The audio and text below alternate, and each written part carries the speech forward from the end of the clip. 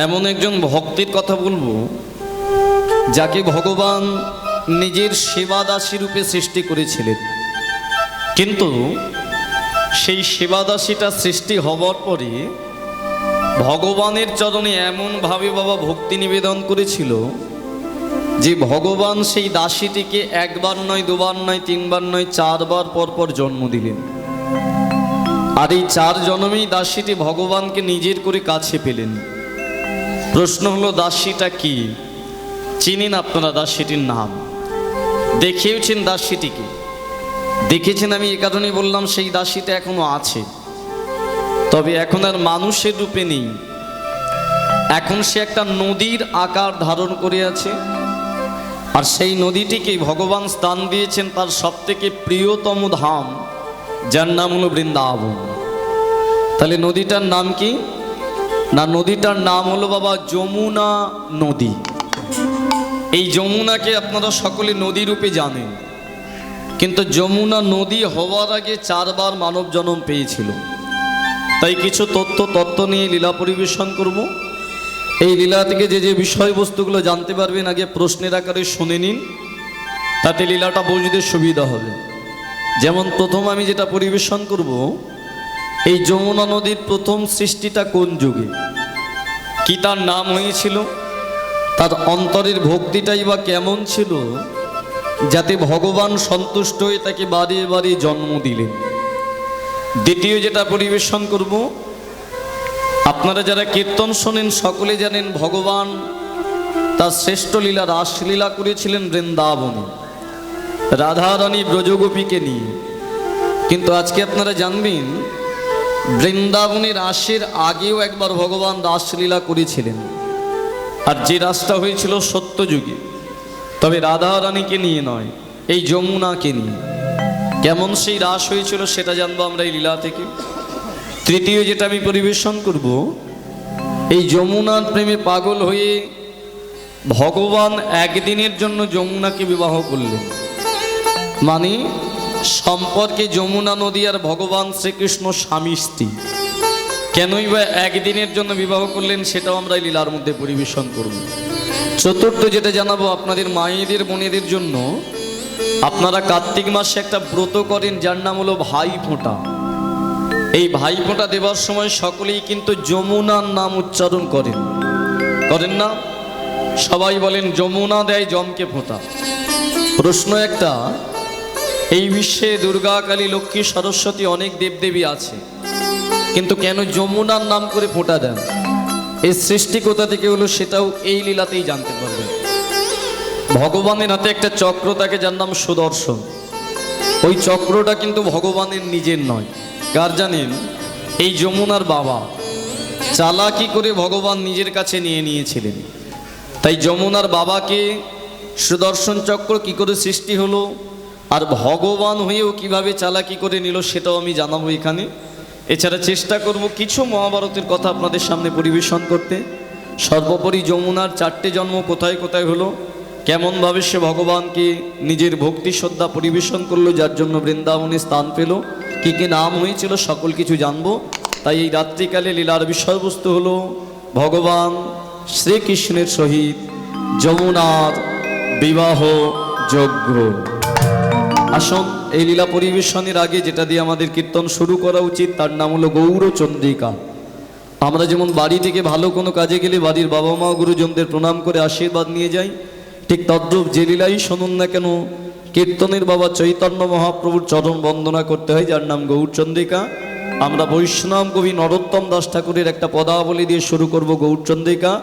সবাই মিলে একবার প্রেমানন্দে আমার সাথে নিতাই গৌর হরি বল। গৌরাঙ্গ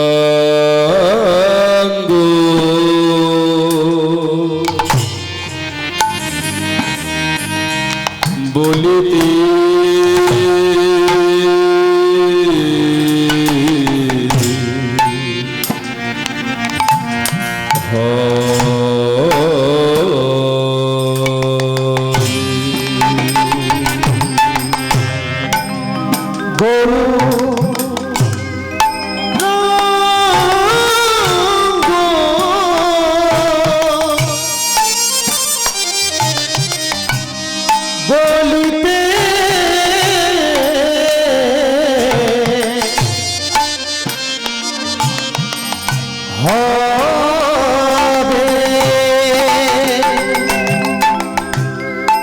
আমাদের পুলক পুলক পুলক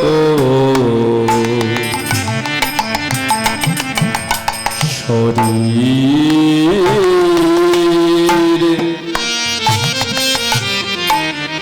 পুলক শরীরে পুলক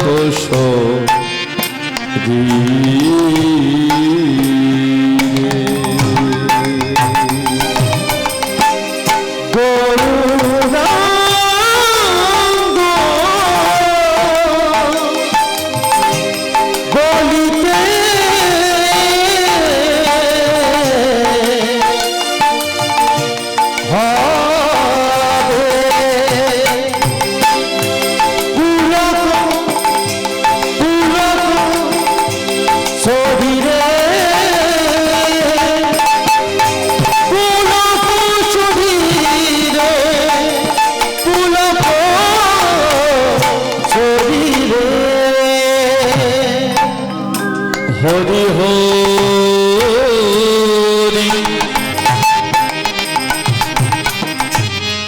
বলিতে যেন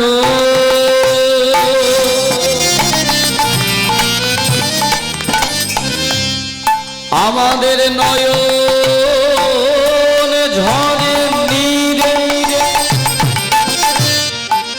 ঝরে নীরে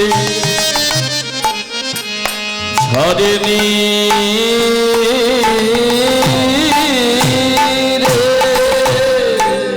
হরি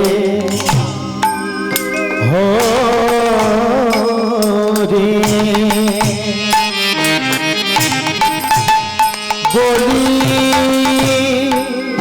বলিতে না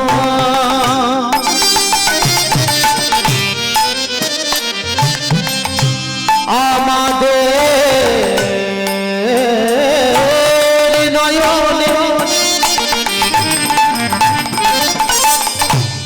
নয়নে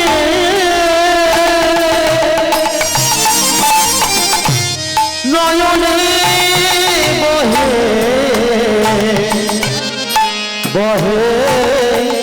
বহে আমাদের হরি হরি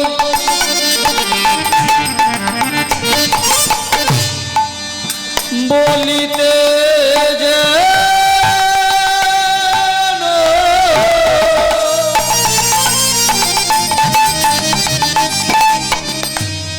এই নয়নে নয়নে বহে নীর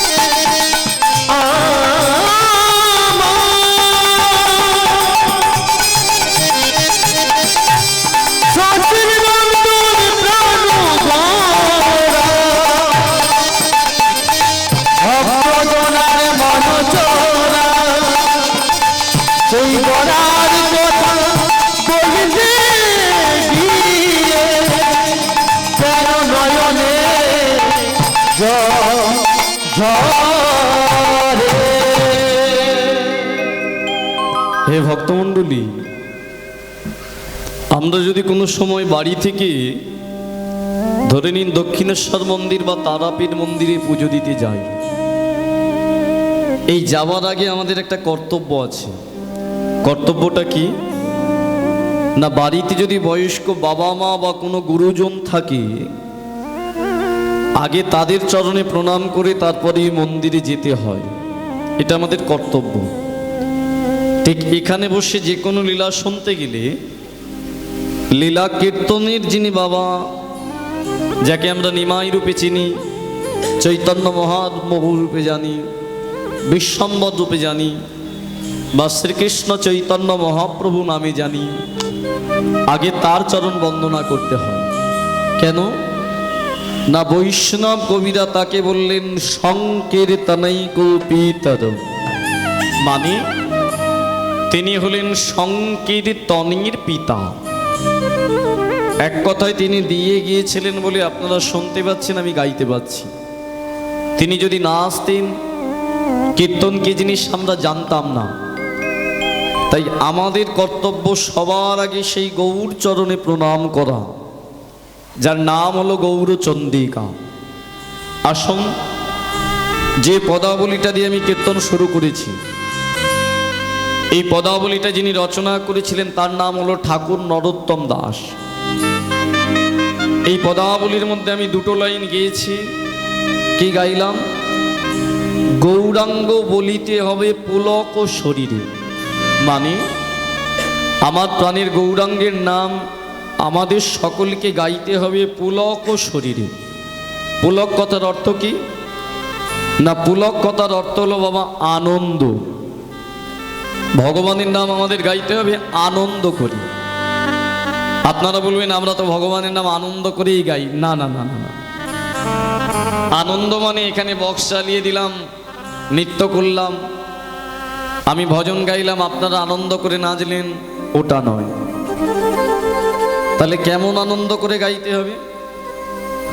কতটা বিশ্বাসের সহিত গাইতে হবে, কতটা বিশ্বাসের সহিত বলতে হবে, তবে আমরা গৌর কৃপা পাবো। একটা ছোট্ট একটু উদাহরণ দিই। আমি আগেই বলেছি পরিবেশটা তৈরি করার দায়িত্ব কিন্তু আপনাদের। ওই যায় যায় যদি গল্প করেন যে দুপুরবেলা তোর রান্না ভালো হয়েছে, আমার রান্না খারাপ হয়েছে, তাহলে আমি কেন, আমার বাবাও পারবে না ভালো করে। চেষ্টা করতে হবে, দায়িত্বটা আপনাদের। প্রত্যেককে সুন্দর লাগছে, শাড়ির কাপড়ও ভালো, ম্যাচও হয়েছে, মেকআপও ভালো হয়েছে, আর কিচ্ছু বলার দরকার নেই, শুধু বসে শুনুন। জয় নিতাই। ভর দুপুরবেলাতে একটা 5 বছরের ছেলে উঠানে খেলা করছে, আর তার মা দালানেতে রান্না করছে। ঠিক ওই ছেলেটা খেলা করতে করতে উঠান থেকে এসে মায়ের কাছে এসে মায়ের কোমরটা জড়িয়ে ধরেছে। মা, ও মা, এই কি হয়েছে রে খোকা? ও মা, মা দেখো না আমার খুব জোরে না খিদে পেয়েছে।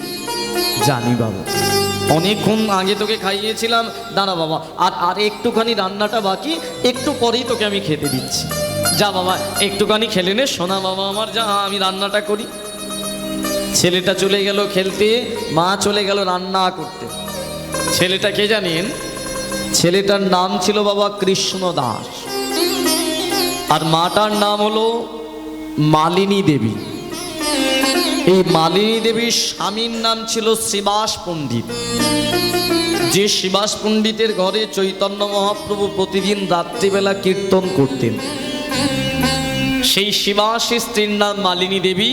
দুপুরবেলা একটুখানি পরেই রান্নাটা যখন হয়ে গেছে, একটা থালায় করে খাবারটা বেড়ে নিয়ে এসে, একটা থালায় করে খাবারটা বেড়ে নিয়ে এসে, যা যা যা যা, ছেলেটা আমার ঘুমিয়ে পড়লো। মালিনী দেবী এসে দেখলে উঠানে শুয়ে আছে ছোট্ট কৃষ্ণদাস। যা যা, একটু দেরি হয়ে গেল বলে ছেলেটা আমার, এই খোকা চলে আয় বাবা, আয় আয় আয়, রান্না হয়ে গেছে, তোর জন্য খাবার তৈরি, আয় আয়। আরে এই খোকা কি ঘুম ঘুমাচ্ছিস না, আয় না রে বাবা, আয় না। দেখি ছেলেটা আমার ডাকে সাড়া দিচ্ছে না কেন, তবে মনে হয় রাগ করে শুয়ে আছে।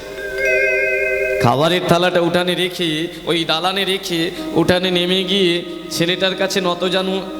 দেখি আমার ছেলেটার হাতটা তো ঠান্ডা ঠান্ডা কেন, পাগুলো তো ঠান্ডা। খোকা, এই খোকা, খোকা ওঠ, খাবার তৈরি হয়ে গেছে, আর রাগ করে থাকিস না, শোনা বাবা আমার, ওঠ। এই খোকা, খোকা, এই খোকা, স্বামী, স্বামী একবার তাড়াতাড়ি বাইরে আসুন তো। শ্রীবাস পণ্ডিত বাইরে বেরিয়ে এসেছে। কি হয়েছে মালিনী? দেখো না আমাদের ছেলেটা না একটু আগে খাবার জন্য আমার কাছে কাঁদছিল, আমি ওকে একটু অপেক্ষা করতে বলেছি, আর এসে দেখছি ছেলেটা সাড়া দিচ্ছে না। কি হয়েছে বলো তো? নিশ্চয়ই আমার খাবারটা দেরি হয়েছে বলে না ও আমার প্রতি রাগ করেছে। স্বামী তুমি একবার ডেকে দেখো। শ্রীবাস পণ্ডিত বলে ঠিক আছে মালিনী তুমি সরে যাও, আমি দেখছি খোকার আমাদের কি হয়েছে। মালিনী দেবীকে সরিয়ে দিয়ে শ্রীবাস পণ্ডিত ওখানটায় বসে খোকা খোকা বলে ডাকতে ডাকতে যেই হাতটা দেখি, যেই ছেলেটার হাতটা ধরেছে এবার শ্রীবাস পণ্ডিতের গাটা কাঁপতে শুরু করেছে। নয়নের কোণগুলো যেন কেমন একটা রক্তবর্ণ হয়ে গেল। থরথর করে যখন কাঁদতে, কি হলো স্বামী আপনি এরম ডাক বন্ধ করে দিয়ে কেমন যেন কি হয়েছে, এরম কাঁপছেন কেন? স্বামী কি হলো? মালিনী বলুন না স্বামী কি হয়েছে? মালিনী মালিনী এটা তো হতে পারে না। আরে কি হয়েছে আমায় বলুন না। মালিনী আমাদের কৃষ্ণের শরীরে যে কোনো প্রাণ নেই না।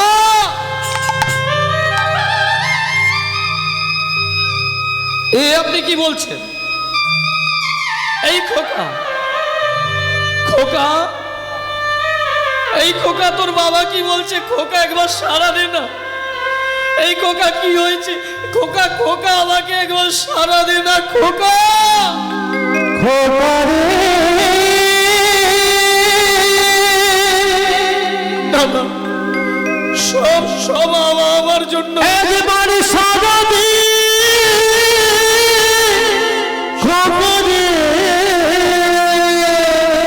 কিছু আমার জন্য স্বামী আমি মনে হয় খাবারটা দিতে দেরি করেছে বলে ছেলেটা খিদের জ্বালা সহ্য করতে পারেনি তাই এমন। কিন্তু স্বামী আমি আমার ছেলেটাকে মেরে ফেললাম। খোকা মালিনী এত চিৎকার করে কাঁদছো কেন? এত চিৎকার কর কি বলছেন স্বামী? চিৎকার করছি মানে আপনি তো বললেন আমাদের কৃষ্ণের শরীরে কোনো প্রাণ নেই, আমি তোর মা, আমি কাঁদবো না? আমার জন্যই তো ছেলেটা মরেছে। না তুমি কাঁদবে না, আমি বলছি তুমি কাঁদবে না। স্বামী আপনি কি পাগলের প্রলাপ করছেন নাকি? আমার ছেলে মারা গেছে আমি কাঁদব? কাঁদবে না কেন স্বামী? শোনো মালিনী, সবে মাত্র দুপুর, এই দুপুরের পরে সন্ধ্যা, সন্ধ্যার পরে রাত্রি, তাতে কি হয়েছে স্বামী বলো না আমাকে। মালিনী তুমি যদি চিৎকার করে কাঁদো তোমার ছেলে মারা গেছে, তোমার মুখের কণ্ঠস্বরটা এখনই পাশের বাড়ি গিয়ে পৌঁছাবে। পাশের বাড়ির লোকটা জানতে পারবে তোমার ছেলেটা মারা গেছে, সে পাশের বাড়িতে বলবে। এইভাবে যদি নদিয়ার সবাই জেনে যায় যে আমার বাড়িতে ছেলে মারা গেছে, আর এই সংবাদটা যদি আমার গৌর হরির কানে যায়, তাহলে আজকে রাত্রে যদি আমার গৌরহরি আমার বাড়িতে কীর্তন করতে না আসে, স্বামী আপনি কি পাষাণ? মা কাকে বলে আপনি জানি? এই যে শুধু গর্ভে সন্তান ধারণ করলে সে মা নয়, প্রকৃত মা তো তাকে বলে। মায়ের মৃত্যুর পরে যখন ওই মায়ের দেহটাকে শ্মশানে নিয়ে যাওয়া হয় না, একটা চিতা সাজিয়ে যখন মায়ের দেহটা তোলা হয়, আগুন দেওয়ার কিছুক্ষণ আগে যদি ভগবান এসে একবার মাটাকে বলে 5 মিনিটের জন্য তোকে আমি প্রাণ দিচ্ছি, বল তুই কি চাস? বেশি নয়, 5টা মিনিটের জন্য তোকে আমি প্রাণ দিচ্ছি, বল তুই কি চাস? জানেন স্বামী, যদি প্রকৃত মা হয় কি চাইবে ওই 5 মিনিট? তার আলমারিতে ফেলে রেখে আসা সোনার গহনাগুলো নয় যেটা মেয়েরা ভালোবাসে, ওই ঘরের মধ্যে ফেলে রেখে আসা তার নতুন নতুন কাপড়গুলো নয়। মা যদি হয় তার চাওয়া জানে ওই 5টা মিনিট সে ভগবানকে বলবে, ঠাকুর আমার একটাই চাওয়া, আমার ওই সন্তানগুলোকে একবার নিয়ে এসো। আমি শেষবারের মতো একবার, শুধু একটা বার মা বলে ডাকবে আমায়, আমি শুনে চলে যেতে চাই, আর আমার কিছু চাই না। আর আপনি বলছেন কিনা আমার ছেলে মারা গেছে, তার জন্য আপনার কোনো দুঃখ নেই, আপনার গৌরহরি এটা শুনে কীর্তন করতে আসবে না, এটা নিয়ে আপনার মাথা ব্যথা, আপনি বাবা নামের কলঙ্ক, চলে যান। শ্রীবাস পণ্ডিত মালিনীকে গিয়ে জড়ায় ধরেছে, শোনো মালিনী, আমি এমনি বলিনি, শোনো, পাথরে যদি কেউ ফুল ফোটাতে পারে সেটা একমাত্র ভগবান, বোবাকে যদি কেউ কথা বলাতে পারে সেটা একমাত্র ভগবান, অন্ধকে কেউ যদি দৃষ্টি দিতে পারে সেটা একমাত্র ভগবান, ওরাকে যদি কেউ পথ চলাতে পারে সেটাও একমাত্র ভগবান। যার বাড়িতে প্রতিদিন আমার ভগবানের চরণ ধুলি পড়ে তার বাড়িতে অকাল মৃত্যু হতে পারে না। মালিনী, তুমি একটু অপেক্ষা করো না। আমি যে ওর বাবা, আমারও কষ্ট হচ্ছে, কিন্তু আমার গৌরহরি ছাড়া যে কোনো গতি নাই মালিনী, গতি নাই। স্বামী, আমি বুঝলাম আপনার কথা,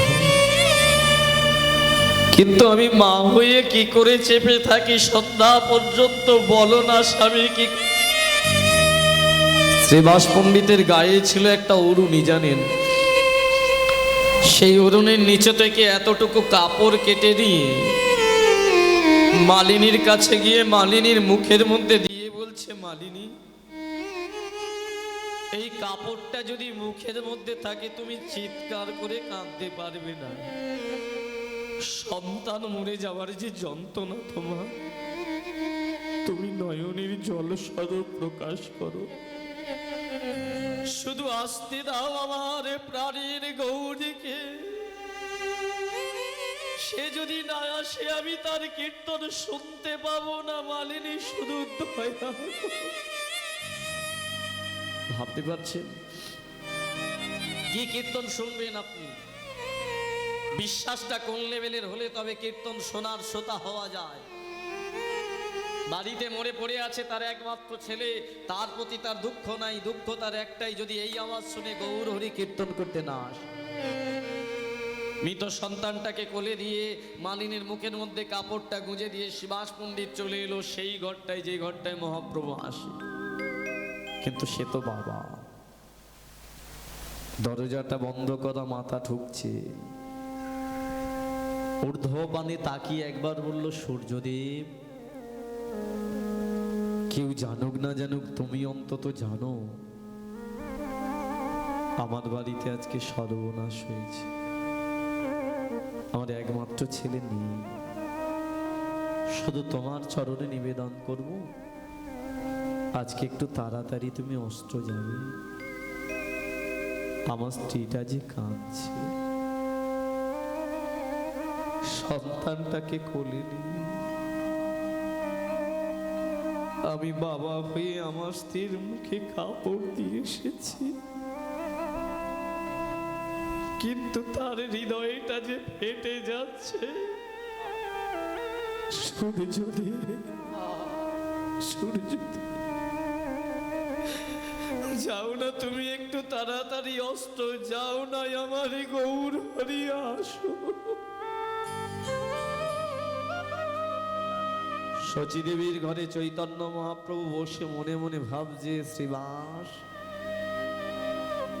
এতটা ভালোবাসো আমাকে, এতটা বিশ্বাস করো আমাকে, আমি তোমার বাড়ি যাব তোমার মৃত সন্তানের? না না না না, আজকে আমি সন্ধ্যা হলেই যাব, প্রতিদিন রাত্রেবেলা যাই। যেই বাবা ভর সন্ধ্যা হয়েছে মহাপ্রভু কি করলেন, ডাকলেন অদ্বৈত আচার্যকে, দাদা নিত্যানন্দকে, গদাধরকে, কারণ 5 জন ওই ঘরটায় কীর্তন করতো শ্রীবাসকে নিয়ে। ওই 4 জনকে নিয়ে ভর সন্ধ্যাবেলায় যখন দরজার কাছে এসে ডাক দিলেন, শ্রীবাস, দরজাটা খোলো। শ্রীবাস যখনই গৌরহরির কণ্ঠটা শুনেছে না, মনে মনে ভাবছে আমার গৌরহরি আসছে, কিন্তু আমি নয়নে জল দেখলে যদি বুঝতে পারি, না না না না, নয়নের জলটা কোনোভাবে মুছে ফেলতে হবে, বুঝতে দিলে হবে না। নয়নের জলটা মুছে নিজেকে পাষাণ হৃদয় করে দরজাটা যেই বাবা খুলেছে, সামনে দাঁড়ায় দণ্ডায়মান তার প্রাণের গৌরহরি। যেই নয়নটা গৌরহরির নয়নের দিকে গেছে না, আর নয়নের পলক পড়ে না। যে নয়নের জল এতক্ষণ পুত্রের জন্য আসছিল, সেই নয়নের জল এখন কৃষ্ণ প্রেমে গৌর প্রেমে আসছে। দরজার সামনে গৌরহরির চরণটা জড়িয়ে ধরে বলে, গৌরহরি এসেছ তুমি। সে যে অন্তর্যামী সব বোঝে, শ্রীবাস কি ব্যাপার, এমন চরণে পড়লে কার্য কেন, কিছু হয়েছে নাকি? না না না না না, কিচ্ছু হয়নি প্রভু, আমি আপনার অপেক্ষা করছিলাম দরজার কাছে। তাই গৌরহরি মনে মনে ভাবছে কতক্ষণ লুকিয়ে রাখতে পারো দেখি। হে ভক্তমণ্ডলী, শ্রীবাস ঠাকুর তার নয়নের জলটা মোছার জন্য বলল, গৌরহরি একটা কথা বলবো। কি কথা? প্রতিদিন তো আপনি কীর্তন গান, আমরা আপনাকে প্রদক্ষিণ করে করে গাই। আজকে আমার ইচ্ছে আমি যদি একটু কীর্তন গাই। মহাপ্রভু বললেন, শ্রীবাস আমি যে নাম গাই সেই নাম গাইতে হবে। এই ভক্তমণ্ডলী নিত্যানন্দ, অদ্বৈত আচার্য, গদাধর, হরিদাস ঠাকুর যারা ছিলেন সবাই গৌর গৌর বলে ডাকত, কিন্তু গৌরাঙ্গ মহাপ্রভু ভগবান হয়ে গৌর নাম গাইতো না, সে গাইতো কৃষ্ণ নাম। শ্রীবাস তুমি যদি আমার কৃষ্ণের নাম গাইতে পারো তাহলে কিন্তু আমি শুনব। তাই হবে, আমি তো জানি যেই কৃষ্ণ সেই জগন্নাথ সেই আমার গৌরহরি, আমি গাইব। শ্রীবাস অত কথা না বলে গাও। পুত্রহারা পিতা, তার হৃদয়ে তো একটা ব্যথা। আচার্যদেব গাইবে একটু আমার সাথে? ও দাদা তুমি একটু গাইবে, গদাধর তুমি একটু গাইবে, গাও না আমার সাথে। হাতটা জড়ো করে গৌরহরি দাঁড়ায় আছে, চারিদিক প্রদক্ষিণ করছে, গাও। হরি কৃষ্ণ হরি কৃষ্ণ কৃষ্ণ কৃষ্ণ হরি হরি। দাদা হরে রাম, ও গদাধর গাও না। হরে রাম রাম রাম হরে হরে হরে কৃষ্ণ হরে কৃষ্ণ কৃষ্ণ কৃষ্ণ হরে হরে। গাও না গো তোমরা একটু গাও না। হরে রাম রাম রাম হরে হরে। গৌর হরি। কি মালিনী, মালিনী তুমি কেন এখানে এলে? চুপ করো। হে ভক্তমণ্ডলী, কৃষ্ণ নামের ধ্বনিটা যখনই উঠানে গেছে না, মালিনী দেবী সঙ্গে সঙ্গে তার পুত্রটাকে নামিয়ে রেখে মুখের কাপড়টা বের করে ওই ঘরের দরজাটা খুলে সোজা এসে গৌরহরির চরণে আছাড় কে পড়েছে। গৌরহরি তিনি মালিনী মার মাথায় হাতটা রেখে কিছুই যেন জানে না। প্রথম মালিনী মা, এই যে কি ব্যাপার? মালিনী মা তুমি তো এই ঘরে কোনোদিন আসো না, এখানে কেন এসেছো? কি ব্যাপার? কেন এসেছি তুমি জানো না? কেন এলাম তুমি জানো না? এই নদিয়ার মাটিতে সবাই বলে তুমি নাকি ভগবান, আমিও মানি। সবাই বলে তুমি প্রেমের সাগর, করুণার সাগর, দয়ার সাগর, এটাও আমি মানি। তাহলে বলো না, তুমি যদি ভগবান হবে, তুমি যদি দয়া সাগর হবে, যে বাড়িটায় প্রতিদিন তুমি এসে কীর্তন করো, সেই বাড়িতে অকাল মৃত্যু কি করে হয় গৌরী বলো না? আমি যে পুত্র হারা মা, গৌরী তুমি ফিরাইয়ে দাও আমার সন্তানকে, ফিরাইয়ে দাও।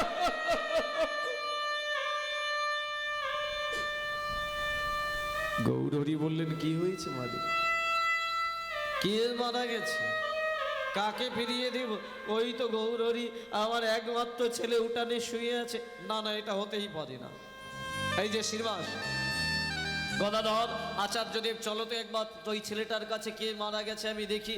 সেই ছেলেটার কাছে গিয়ে সকলকে নিয়ে বলল, ঠিক আছে তোমরা তো এতক্ষণ গাইছিলে, আমি শুনছিলাম, এবার আমি গাইছি, তোমরা একটু আমার সাথে গাও তো।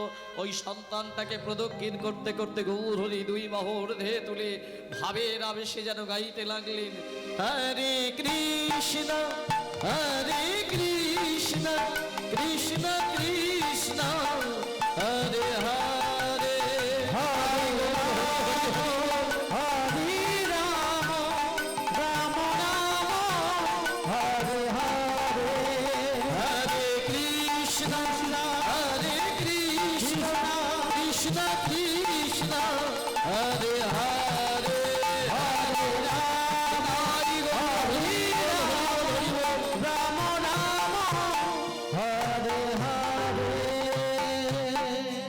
কৃষ্ণ নাম শুনি শিশু পুন প্রাণে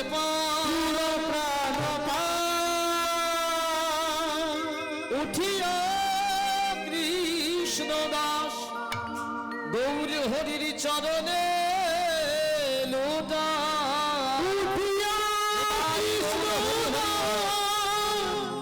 গৌর হরির চরণে লোটা। এই খোকা খোকা, এই খোকা তুই এতক্ষণ কথা কি গো স্বামী, দেখো আমাদের ছেলেটা, আমি জানতাম অভিমান করেছিল, এই কেমন কথা বলছে। এই বলে ছেলেটাকে নিয়ে যে এই বাবা বক্ষর মধ্যে ধরে চুম্বন। এই যে কে তুমি? আমাকে এমন করে জড়াই ধরলে কেন? আমাদের গালেই কেন চুম্বন কাটছো? কে? এই খোকা, আমি তোর মা, তুই আমায় চিনতে পারছ? না না না, তুমি আমার মা কেন হবে? তুমি তো আমার মা না। স্বামী স্বামী, এই দেখো না কি বলছে সব উল্টো পাল্টা, আমাকে চিনতে পারছে না। আমি নাকি ওর মা নই? এই খোকা এমন কেন করছিস? আমার ভয় দেখাচ্ছে। আর কত কাঁদাবি? আমি তো সেই থেকে কেঁদেই যাচ্ছিলাম। বল খোকা, একবার ডাক না মা বলে। কেন এমন? ভুল করছো, তুমি আমার মা নও। স্বামী, এ কি হলো? ছেলেটা কথা বলছিল না, কিন্তু যেই কথা বলছে আবার আমায় চিনতে পারছি না। শিবাস পণ্ডিত এসে বলে, রে এই কোকা, কেন এমন বলছিস? চিনতে পারছিস না তোর মাকে? তুমি কি? তুমি আমায় বলছো তুমি কি? আরে কোকা, আমি তো তোর বাবা। না না না না না না, তুমি আমার বাবা নও। যেই বলেছে বাবা, এবার শিবাস পণ্ডিত বুঝতে পেরে গেছে কেন ছেলেটা এটা বলছে। সঙ্গে সঙ্গে গিয়ে গৌরহরির চরণটা জড়িয়ে ধরেছে। গৌরহরি, সত্যি তো আমিও ভুল করে ফেললাম, আমি সত্যিই তো ভুল করে ফেললাম। যে সন্তান এতক্ষণ কথা বলেনি, তোমার জন্য অপেক্ষা করলাম, কিন্তু যেই সন্তানটা আমার কথা বলছে, আগে তোমার চরণ না গিয়ে জড়িয়ে ধরে আমি সন্তানটাকে জড়াই ধরেছি। গৌরী, তুমি আমায় ক্ষমা করো।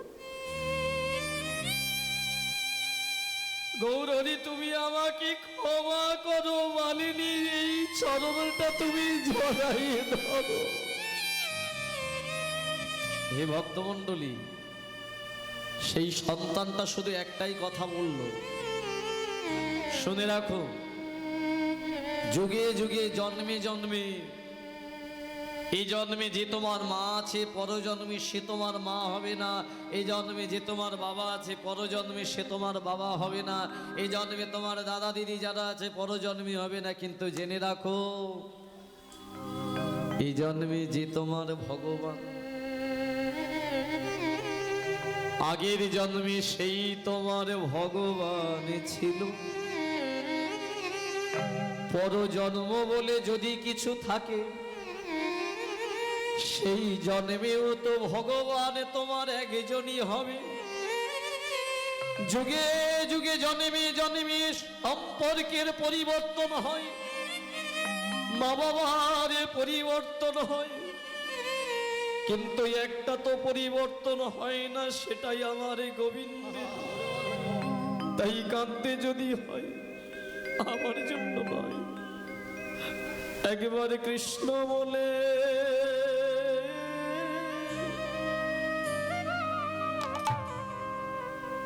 তুমি কাঁদো মা গো, মা গো। নিতাই গৌর হরি কৃষ্ণ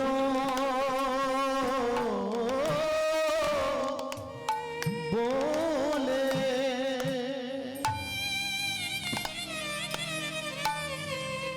কৃষ্ণ বলে কাঁদো মা গো। এই মানব জনম, মানব জনম উদ্ধারিতে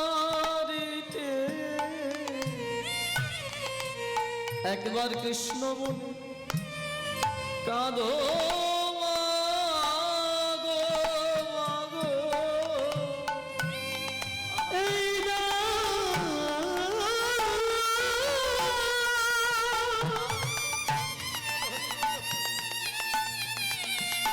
মানব জনম উদ্ধারিতে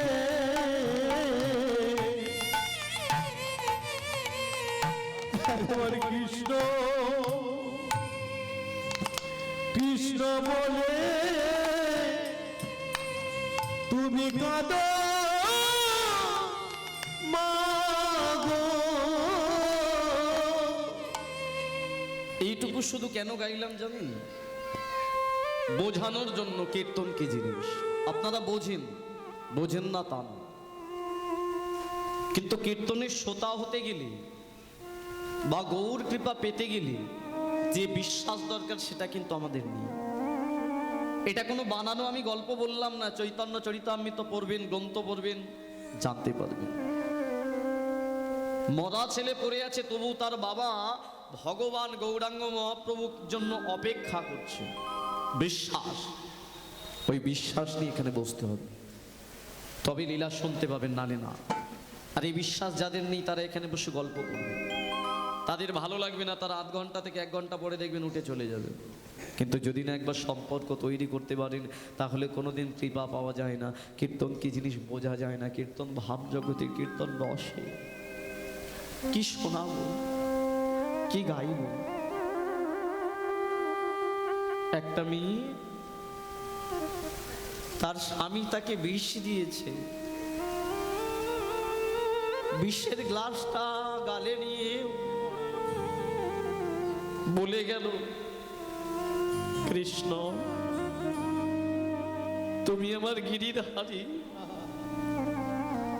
তোমাকে ভালোবেসেছি বলে আজকে আমার স্বামী আমায় বিষ দিয়েছে,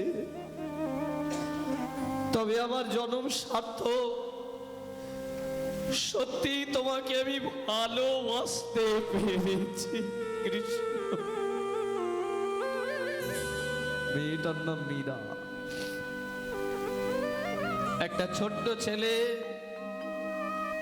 যে কৃষ্ণ নাম গাইতো বলে তার বাবা ডানাটা ধরে একটা আগুনের মধ্যে তাকে ফেলে দিচ্ছে। সেই আগুনের মধ্যে পড়েও ছেলেটা বলছে, কৃষ্ণ আমি তোমায় ভালোবাসতে পেরেছি, তাই আমাকে আমার বাবা আগুনে ফেলেছে। ছেলেটার নাম প্রহ্লাদ। কত সুন্দর 22 বাজারে এক একটা গাছে এক এক দিন করে বেঁধে তাকে একটার পর একটা ঘাম মারছে কৃষ্ণ নাম ছাড়ার জন্য, তবুও সে ছাড়লো না। ভাই কৃষ্ণ নামটা ছেড়ে দে না, কেন এত মার খাচ্ছিস? ছেলেটা বলে গেল, আমি কৃষ্ণ নাম ছাড়লেও কৃষ্ণ নাম আমাকে ছাড়ে না। তার নাম হরিদাস। জীবনে হতে পারবো আমরা? কোনোদিন নয়। আমরা এটাকে এন্টারটেনমেন্ট ভেবে নিয়েছি। আমরা এখানে আসি কিছুক্ষণের জন্য বিচার বিশ্লেষণ করতে, কত টাকা দামি কীর্তনিয়া, কে কত ভালো সুরে গাইলো, কে কত বড় তালে গাইলো। না, এটা কীর্তনের জন্য নয়। চেষ্টা করুন এখান থেকে প্রত্যেকে, এই জীবনে তোরি ভাসিয়ে দিলাম তোমার রাগা পায়। ঠাকুর এই জীবন তোরে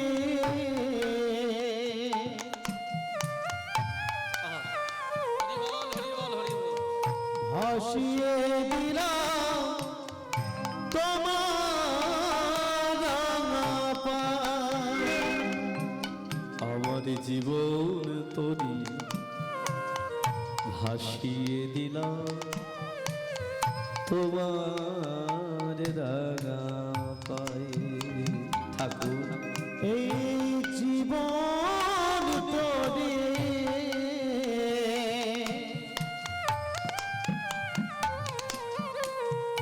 ভাসিয়ে দিলাম তোমার রাঙা পায়। তুমি পারে করে নিও আমার তোমার ঠিকানায়। ঠাকুর আর কিচ্ছু চাই না। তুমি পার করে নিও দয়া তোমার ঠিকানা। ভালোবাসা, স্বামী স্ত্রীর একটা ভালোবাসা আছে, ভাই ভাই একটা ভালোবাসা, বন্ধু বন্ধু একটা ভালোবাসা, পাড়া প্রতিবেশী একটা ভালোবাসা। কিন্তু জানি এগুলো স্বার্থের। যতদিন আপনি আপনার বন্ধুকে দিতে পারবেন তার কাছে ভালো হবেন, বন্ধু যতদিন আপনাকে দিতে পারবে ততদিন ভালো হবে। এ ভালোবাসা শেষ হয়ে যায়। কিন্তু একবার যদি ওই মানুষটাকে ভালোবাসতে পারেন, একবার যদি একটা সম্পর্ক তৈরি করতে পারেন, তাহলে জানবেন শুধু এই জন্ম নয়, 84 লক্ষ জন্মের যিনি কান্ডারি, যিনি পার করে দেন, সে ঠিক আমাদের পার করে দেবে। শুধু এইটুকু জানা, তুমি পারে করে নিও দয়া তোমার ঠিকানায়। তুমি পার করে দয়াল হরি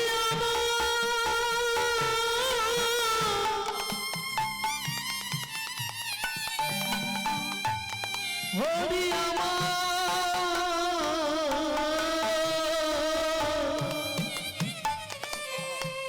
হরি হরি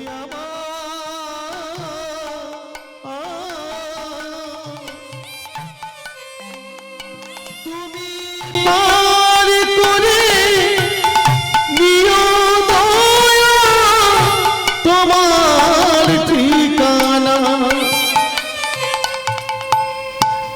আমার জীবন তোরি ভাইসা দিলাম তোমার রাঙা পায়। আমার জীবন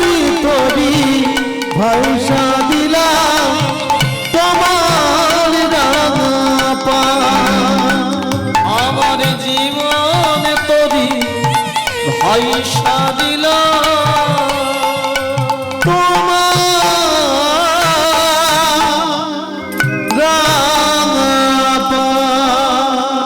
বলিয়ে চৈতন্য মহাপ্রভু কি, দয়াল নিতাই চাঁদ কি, নবদ্বীপ ধাম কি, হরিনাম সংকীর্তন কি, ভক্তবৃন্দ কি, গ্রামবাসীবৃন্দ কি, নিতাই গৌর কৃষ্ণ প্রেমানন্দে হরি বল হরি বল হরি বল হরি বল। যে গৌরচন্দ্রিকা দুটো লাইন শুনেছি এতেই বুঝতে পারবেন আসল গৌরচন্দ্রিকা কি। আসুন সকলে মিলে লীলাটা মন প্রাণ দিয়ে আস্বাদন করি। তবে তার আগে যদি সবাই মিলে চান যে একটু গৌর নাম গাইবো, তাহলে একটা গান গাইতে পারি। গাইবেন? সকলে গাইবেন? গাওয়া যাবে? তাহলে একটু হাতটা জড়ো করি।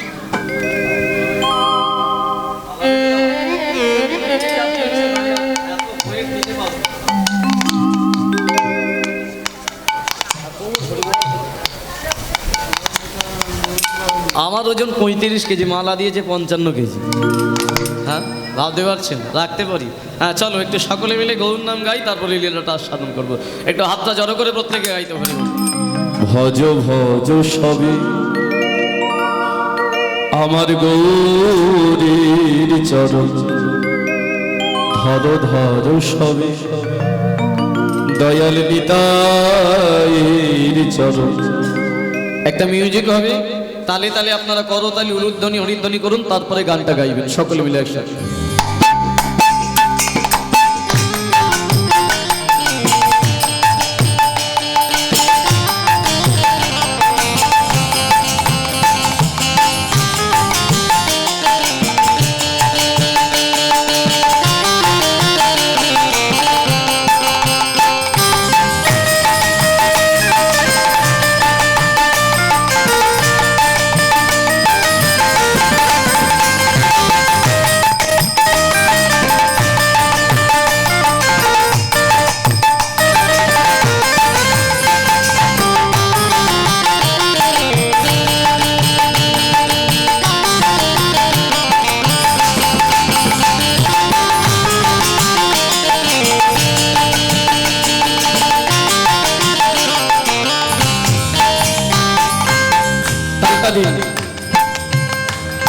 এবার গাইবেন, আমি যা বলবো শুনে শুনে গাইবেন। ভজ ভজ সবে আমার গৌরীর চরণ, ভজ ভজ সবে আমার গৌরের চরণ, ধর ধর সবে দয়াল নিতাইর চরণ, ধর ধর সবে আমার নিতাইয়ের চরণ, ভজ ভজ সবে আমার গৌরীর চরণ, ভজ ভজ সবে আমার গৌরের চরণ, ধর ধর সবে দয়াল নিতাইর চরণ। ধর ধর সবে আমার নিতাইয়ের চরণ, ওই গৌর জীবন গৌর মর,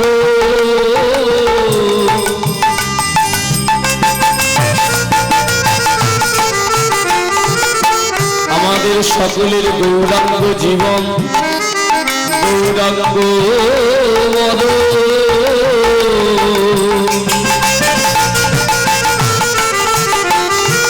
দয়াল নিতাই হলো এই অঙ্গের ভূষণ। সুন্দর করতালি হচ্ছে, সুন্দরভাবে করতালি, সুন্দরভাবে আপনারা গাইছেন। কারণ আমি জানি এই এলাকাটা সবাই গান বাজনা করেন, বহু গুণীজন আছেন। এখানেও আমি আগে আসতাম, একটু শুধু আত্মসমর্পণ করে গাইতে হয়। মানে এই হাতটা নিচে আছে, একটু ঊর্ধ্বে তুলে গাইলে আরো আত্মসমর্পণ বলা হয়। একবার তুলে যাবে সকলে, প্রত্যেকে বা বাবা বাবা, সকলে একসাথে গাইব। ভজ ভজ সবে আমার গৌরের চরণ, ভজ ভজ সবে আমার নিতাইয়ের চরণ, ভজ ভজ সবে আমার গৌরের চরণ।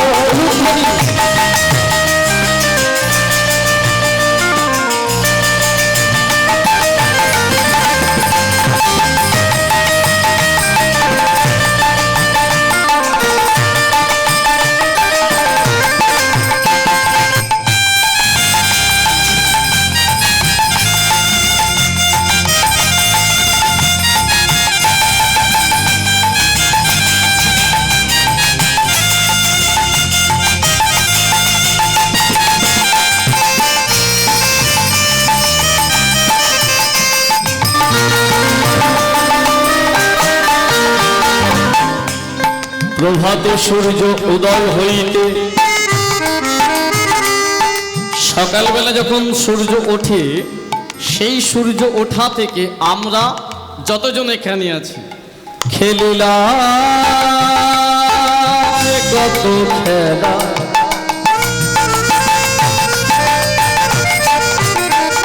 কিন্তু সময় তো আমাদের চলে যাচ্ছে। প্রতিদিন সকাল পেরিয়ে দুপুর, দুপুর পেরিয়ে সন্ধ্যা, সন্ধ্যা পেরিয়ে রাত্রি, তবু একবারও হলো না তো বলা।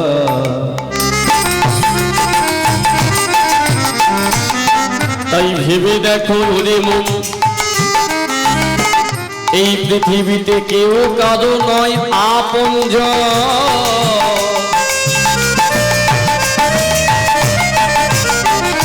একমাত্র শেষের দিনে, আপনার দুর্দিনে, দুঃসময়, বিপদের দিনে একজনই হয় আপন, সেটাকে আমার গৌর গোবিন্দের চরণ।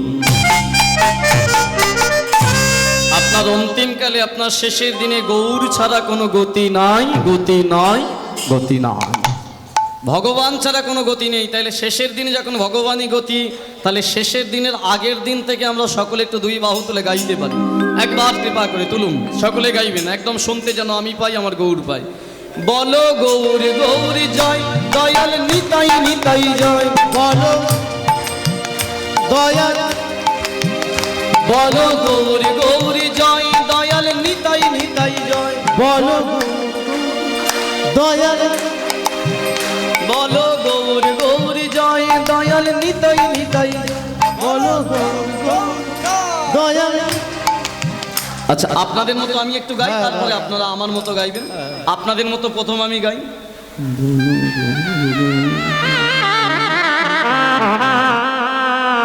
শুনুন, আমার নাম অরিজিৎ। যদি না আপনারা জোরে সকলে এটা গান, আমি 3 ঘন্টায় একটাই লাইন গাইব, পরের লাইনও নামবো না। তাতে পয়সা না দিলে ওর মাইক সেট তো নিয়ে চলে যাবো, ওই আমায় বুকিং করেছে, কিচ্ছু করার নেই। গাইবেন, জোরে গাইবেন, সিদ্ধান্ত নিলেন, তাহলে একবার দুই বাহু তুলে গাওয়া যাক। বলো গৌরী গৌরী জয়, দয়াল নিতাই নিতাই জয়।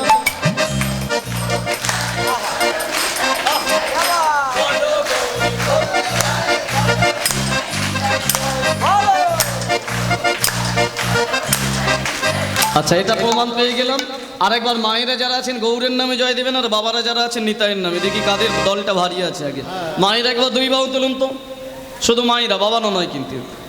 বলিয়ে গৌর চাঁদ কি, বাবা একার জয়ইতে জিতে যাবে। আচ্ছা ঠিক আছে, এবার বাবারা যারা আছেন একবার তুলুন তো দেখি, মায়েরা নয়, বাবা ঠাকুররা যারা আছেন, দাদা ভাইরা যারা পিছনে আছেন, ওইদিকে 3 জন, এদিকে আছেন। সারা জনম মেয়েদের কাছে হেরে যায়, এই একটা জেতার জায়গা। হ্যাঁ দাদা, একবার তুলতে হবে। বাবারা দাদারা তুলেছেন, বলুন দয়াল নিতাই চাঁদ কি। এ তো আমাদের জন্য আরো বেশি।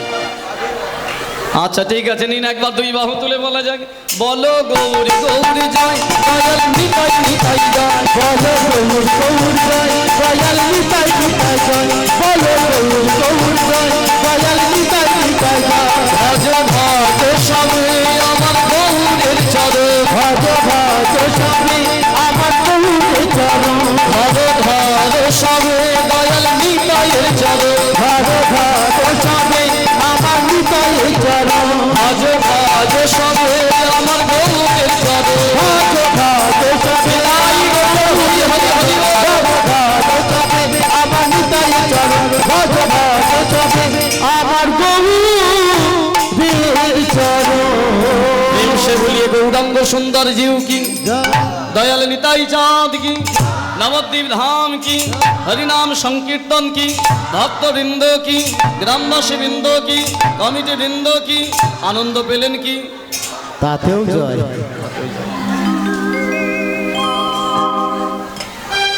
আসুন, এবার লীলাটা আমি মন দিয়ে আপনাদের পরিবেশন করার চেষ্টা করব।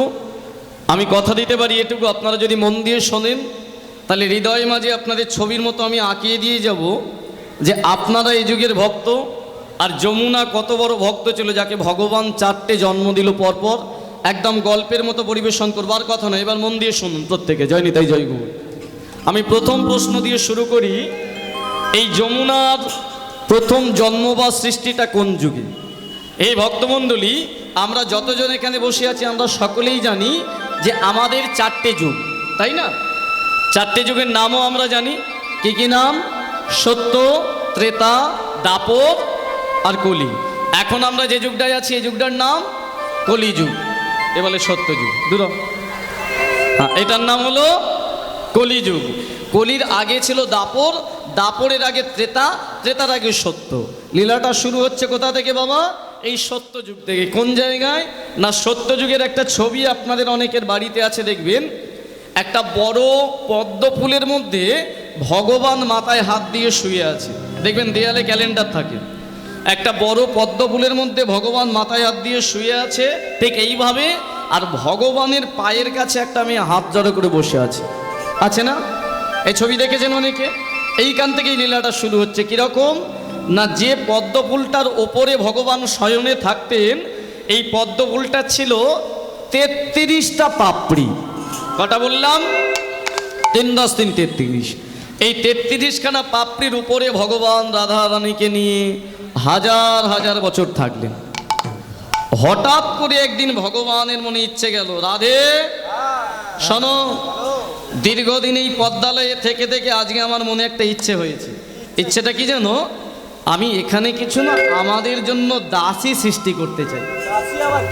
আরে দাসী মানে বোঝো না, যারা আমার আর তোমার চরণ সেবা করবে, তোমার সাথে দুদণ্ড গল্প করবে, মানে আরে বাংলায় যেটাকে বলে কাজের লোক লাগানো বাড়িতে। হ্যাঁ, ভগবান বলছেন রাধা রানীকে, রাধে আমি কিছু দাসী সৃষ্টি করতে চাই। যেই বলেছে রাধা রানী বলে একটাই কথা, কি? শুনুন ঠাকুর, আমি এটা জানি কি ভগবান যা করে সেটা অমঙ্গলের জন্যই করে। তাতেও মাথা নাড়ে, বলে ভগবান যা করে মঙ্গলের জন্য। এই যে আপনার যখন ইচ্ছে হয়েছে আপনি তখন করুন। আর যেই বলেছে বাবা, সঙ্গে সঙ্গে ভগবান কি করলেন? তার নিজের শরীর থেকে আপনাদের মতো দেখতে 33খানা দাসীকে সৃষ্টি করলেন। 33টাই মেয়ে। আর ওই যে 33খানা পাপড়ি ছিল, একজন একজন একজন একজন একজন করে প্রত্যেককে জায়গা করে দিয়ে উপর থেকে ভগবান বললো, এই যে দাসীগণ শোনো, এই যে তুমিও শোনো, আমার শরীর থেকে তোমরা সৃষ্টি হয়েছে একটাই কারণ, আগামীকাল সকাল থেকে তোমরা একজন একজন করে এই পদ্মালের উপরে উঠে আসবে, সবাই একসাথে নয়, একজন করে এসে আমার আর রাধারানীর চরণ সেবা করো, এটাই হলো আমার আদেশ। হে ভক্তমণ্ডলী, এই 33 জনের মধ্যে সব থেকে নিচের পাপড়িতে যে মেয়েটা জায়গা পেল, সকলের থেকে মেয়েটিকে দেখতে হলো অতি সুন্দর। সবার থেকে নিচের মেয়েটাকে দেখতে সুন্দর, সেই দাসীটার মনে হলো যেন সবার থেকে ভক্তিটাও বেশি। আর দাসীটার নাম গোবিন্দ নিজে রাখলেন কি না, দাসী বিরজা। কি নাম রাখলেন? দাসী বিরজা। খুব মন দিয়ে শুনবেন। সেই বিরজা নিচের পাপড়িতে আছে বলে ভগবান উপর থেকে আরেকবার বললেন, শোনো, এই যে বিরজা, তুমি সব থেকে নিচে যেহেতু জায়গা পেয়েছো, তাই তুমি প্রথম কাল প্রভাতকালে আসবে গোলক দর্শন করতে, আর তোমাকেই আমি অধিকার দিলাম আমার আর রাধার প্রথম চরণ স্পর্শ করা।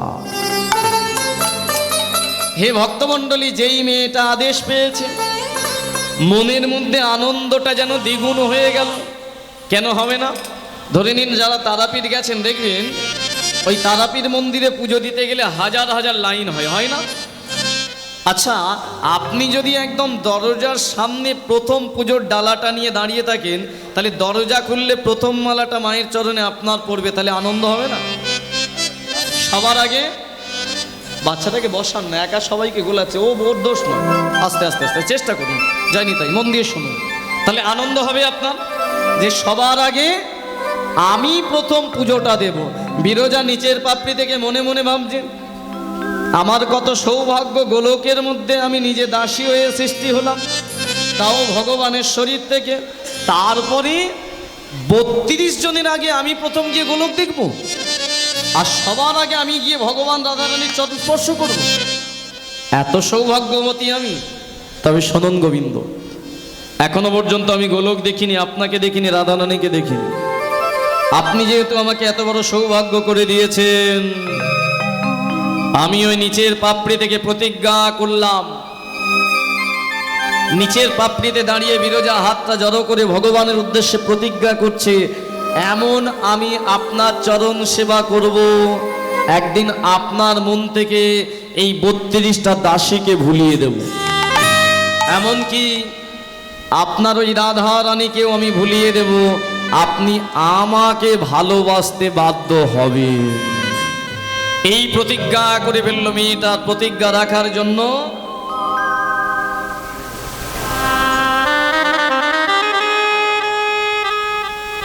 আর এই প্রতিজ্ঞা রাখার জন্য মেয়েটা কি করলো, সারা রাত্রে ঘুমালো না। কেন? যদি সে ঘুমিয়ে পড়ে তাহলে দ্বিতীয় জন দাসী আগে দেখে ফেলবে। তাই সারা রাত্রি অপেক্ষা করতে করতে ভোরের আগমন হলো। সূর্য ওঠার, আকাশে যে সূর্য ওঠে বাবা, সূর্য ওঠার 1 ঘন্টা 34 মিনিট আগেকে বলা হয় ব্রহ্ম মুহূর্ত। জেনে রাখুন, আমাদের সনাতনী নারী যারা আছেন, মায়েরা যারা আছেন, আপনাদের ঘুম থেকে ওঠার সময় হলো সূর্য ওঠার 1 ঘন্টা 34 মিনিট আগে। আমি জানি প্রত্যেকেই ওঠেন, এখন যারা এখানে বসে আছেন সবাই ওঠেন ওই সময়টা, ভালোও লাগে। এটা আমার বাড়িতেও আছে, আমি দেখি 8টার কমে কোনোদিন ওঠে না। যাই হোক, কেন এই সময় ওঠার সময়? সংসারটা শুরু করে কারা? রমণী নারী। সংসার সুখী হয় কাদের গুণে? রমণীর গুণে। কেন? শুরুটা হবে ভগবানের আরাধনা দিয়ে। এটা হলো নারীর কর্তব্য, যেটা বিরজা শিখিয়ে গেল। ব্রহ্ম মুহূর্তে উঠে সোজা চলে গেল ক্ষীরোদ সাগরের তীরে স্নান। মেয়েদের প্রথম যেটা কর্তব্য, স্নান করে এসে নিজেকে সাজাচ্ছে, ভগবানের সেবা দিতে যাবে। কিন্তু কি দিয়ে দেবে? তার কাছে মোটা ফুলের মালা নেই, দামি দামি ফল নেই, কিন্তু মনে মনে ভাবলো, গোবিন্দ, আমি কিছু আয়োজন করতে পারিনি তোমার জন্য, তবে হ্যাঁ, তুমি যেটা ভালোবাসো, যার নাম হলো ভক্তি, সেই ভক্তির আয়োজন করে আমি তোমার চরণ সেবা করতে যাব। কি করলেন বিরজা? নিজেকে ভক্তি দিয়ে সাজিয়ে একটা একটা একটা করে পাপড়ি উত্তোলন করতে করতে যেই পদ্মালয়ের উপরে সে দাঁড়িয়েছে, নয়নটা মেলে যখন দেখলো ওই গোলক বৃন্দাবন, আহা কি অপূর্ব শোভা, কি সুন্দর সাজিয়েছে আমার গোবিন্দ গোলক বৃন্দাবনটাকে। এটাই এটাই এটাই গোবিন্দের প্রিয় স্থান। আচ্ছা, এই জায়গাটা যদি এত সুন্দর হয়, তাহলে আমার গোবিন্দ কত সুন্দর। একটুখানি হেঁটে গিয়ে যেই দূরের দিকে দৃষ্টি দিয়েছে বাবা, বিরজার নয়নের আর পলক পড়ছে না। কেন? চারিদিকে দৃষ্টিটা গেল, তিনি হলেন তার প্রাণের গোবিন্দ। কি অঙ্গীর জ্যোতি! বাম দিকটা যেই দেখলো, দেখলো ওই মেয়েটার জ্যোতি আরো যেন গোবিন্দের থেকে বেশি, যার নাম রাধা রানী। মনে মনে ভাবলো, আমি প্রতিজ্ঞা করে ফেললাম গোবিন্দের মন থেকেই রাধাকে ভোলাবো, 32টা দাসীকে ভোলাবো, কিন্তু ওকে তো আমার থেকেও দেখতে সুন্দর।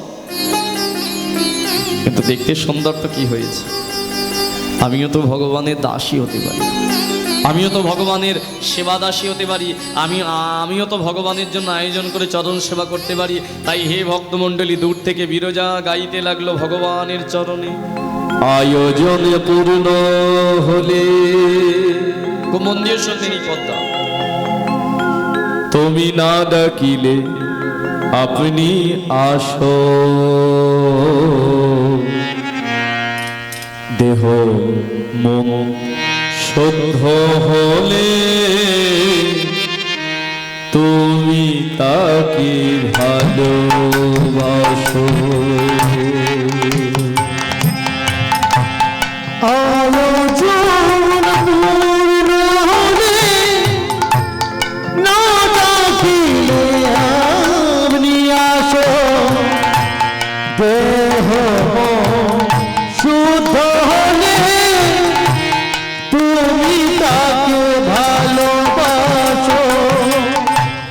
আয়োজন পূর্ণ হলে না ডাকিলে আপনি আসো, দেহ শুদ্ধ হলে তুমি তাকে ভালোবাসো। আয়োজন পূর্ণ হলে না ডাকিলে আপনি আসো, দেহ শুদ্ধ হলে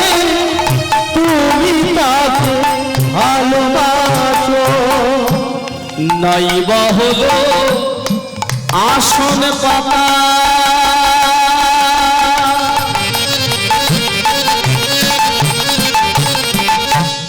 ভুল হয়েছে মালা গাথা, দয়াল দয়া নয় বা হলো আসন পাতা,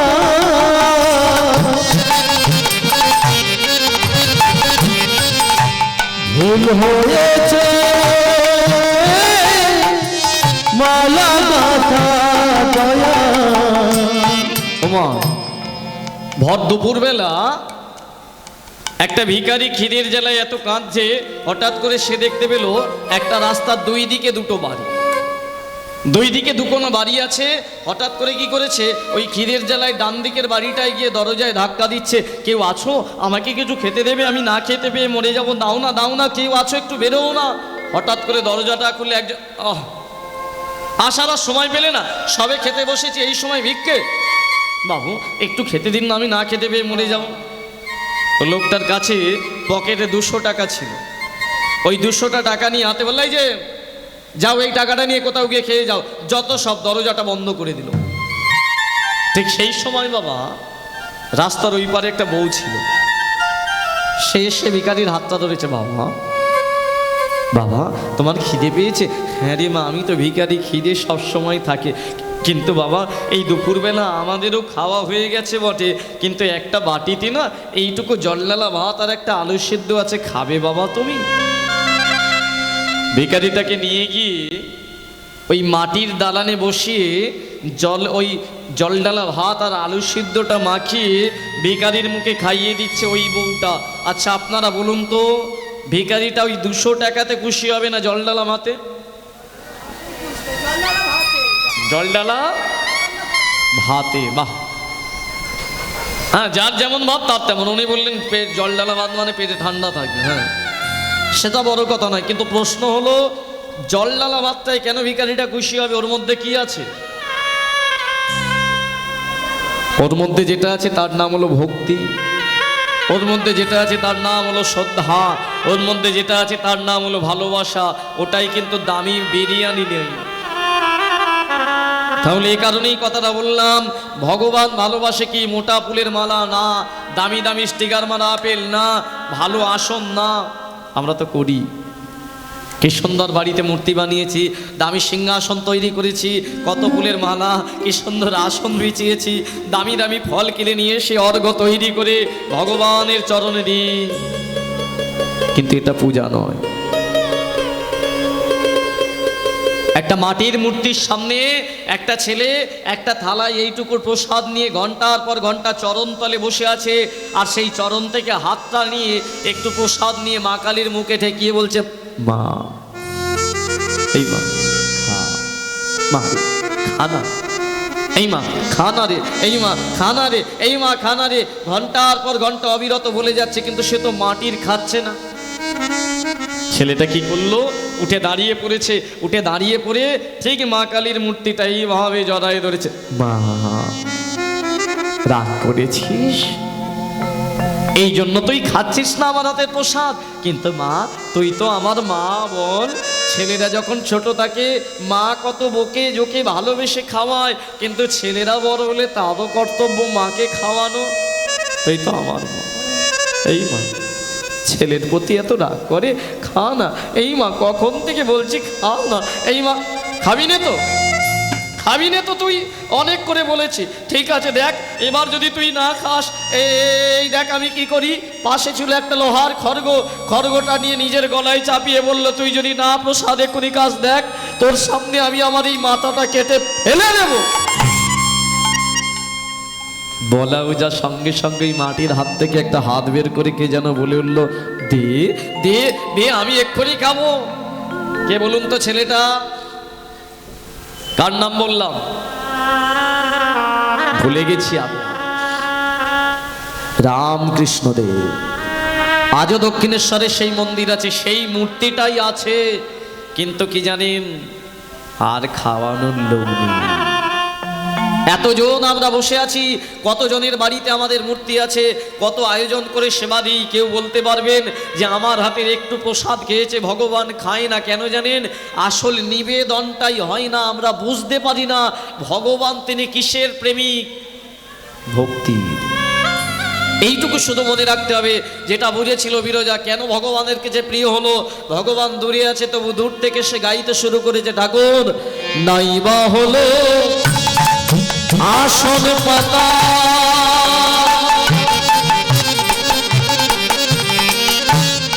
ভুল হয়েছে মালা গাথা, দয়াল দয়াল দয়াল নাইবা হলো আসন পাতা, ভুল হয়েছে মালা গাঁথা, দয়া তুমি ভালোবাসো, আমি জানি তুমি ভালোবাসো, অন্তরের ভক্তি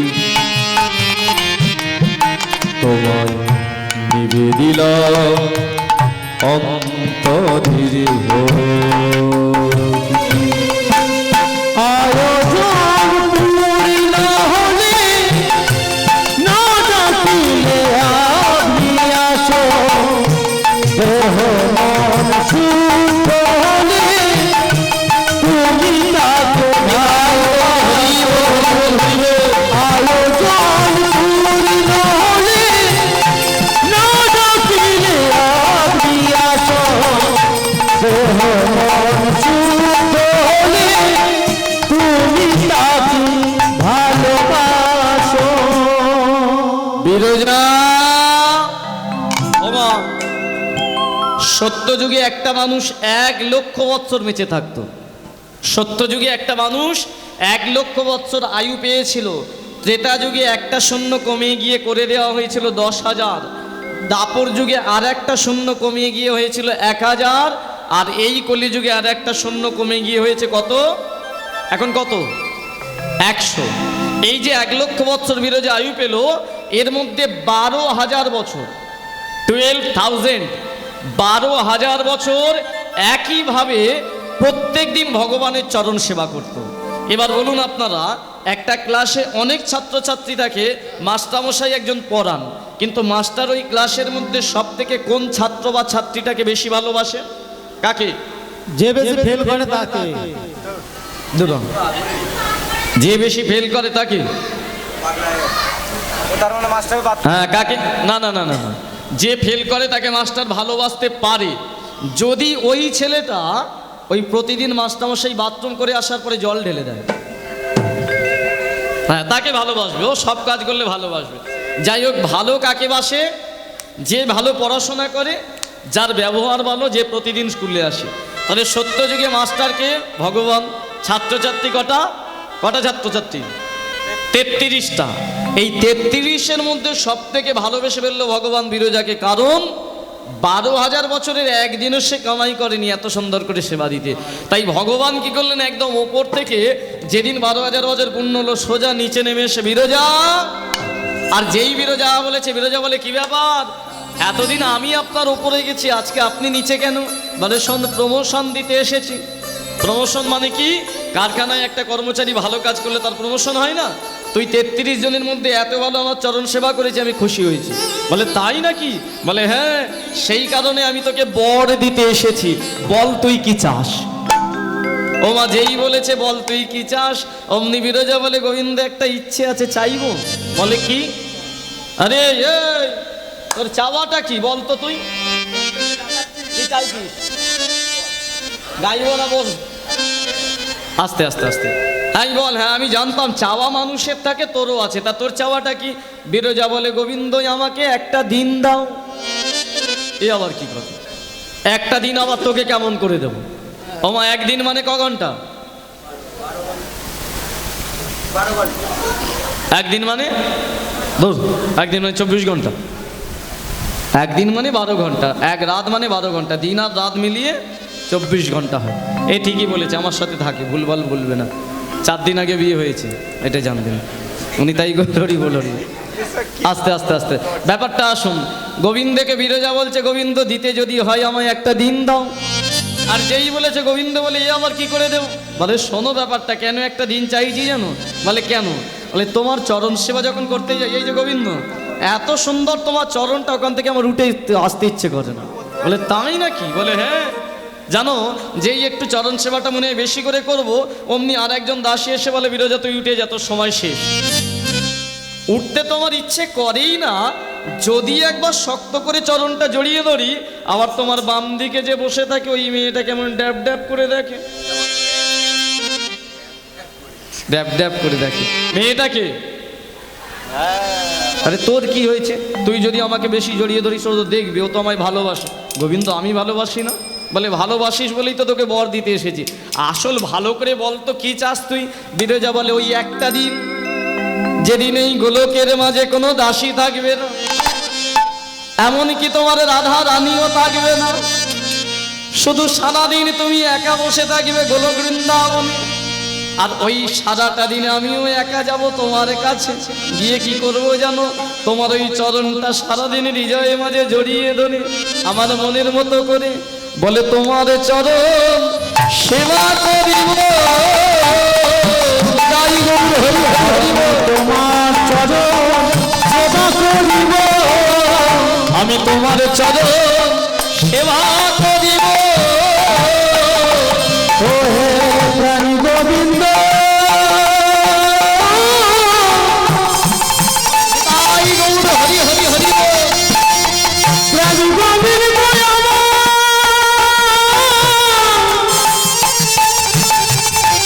প্রাণী গোবিন্দ আমার, আমি তোমার চরণ সেবা করিব। এই এই এই এই এই এই এই কি বললি? আরেকবার বল আমাকে, কি চাইলি? এই কি চাইলি তুই? আরেকবার বল আমাকে। গোবিন্দ আমার একটাই চাওয়া, একটা দিন শুধু তুমি একা গোলকে বসে থাকবে, আর সেই একটা দিন কোনো দাসী থাকবে না, তোমার রাধা রানীও থাকবে না, শুধু আমি একা তোমার চরণ তলে বসে চরণ সেবা করব। হে ভক্তমণ্ডলী, যেই বলেছে গোবিন্দ বলে বাহ বাহ বাহ। এই জগতে মানুষ 12 মিনিট দেখে কে বলে গাড়ি দাও, বাড়ি দাও, টাকা দাও, পয়সা দাও, সুখ দাও, শান্তি দাও, মেয়ের ভালো জায়গায় বিয়ে দাও, জামাই যেন চাকরি করে, ছেলের ভালো চাকরি হয়, 12 মিনিট ডাকি। কিন্তু তুই 12,000 বছর ধরে ডেকে কি চাইলি? বলে ওই একটা দিন। এই যে আমি খুব খুশি হয়েছি, শুনছো নাই বিরজা? ভীষণ খুশি হয়েছি। আমি তোকে বর দিলাম, ভালো করে শুনে রাখ, এই গোলক বৃন্দাবনে এই সত্য যুগে একদিনের জন্য তুই একা আমার চরণ সেবা করতে পারবি। হরি বল, হরি বল। আমার যেই বলেছে বিরজা বলে গোবিন্দ সত্যি এই দাঁড়া, বরটা না ঠিকঠাক দেওয়া হলো না, এটা আমি দিতে আসিনি তোকে। শোন, আমি তুই যা চেয়েছিস আমি খুব খুশি হয়েছি, আর একটা বর দিই। বলে আবার কি বর দেবেন? বলে ওটা আমার নিজের ইচ্ছে থেকে দিচ্ছি। আচ্ছা দিন। বলে শোন, এই সত্য যুগে এই গোলক বৃন্দাবনে তুই একা আমাকে, মানে তুই আমাকে স্বামী রূপে একদিনের জন্য লাভ করবি। তাই জেনে রাখবেন একটা জিনিস, ভগবানের কাছে অল্প চাইলে বেশি পাবেন, আর বেশি চাইলে সব শূন্য নয়, দেবে ভগবান। 1 তলা থেকে 2 তলা, 2 তলা থেকে 3 তলা, রোডের ধারে 1 বিঘে থেকে 10 বিঘে দেবে, ব্যাংকে 1 লাখ থেকে 1 কোটি হবে, কিন্তু এমন একটা রোগ দেবে, একটার বেশি রুটি আর খেতে পারবে। রোগটার নাম কি? ও দাদা, এরম রোগ হয়ে যাচ্ছেন কেন? কি হয়েছে গো?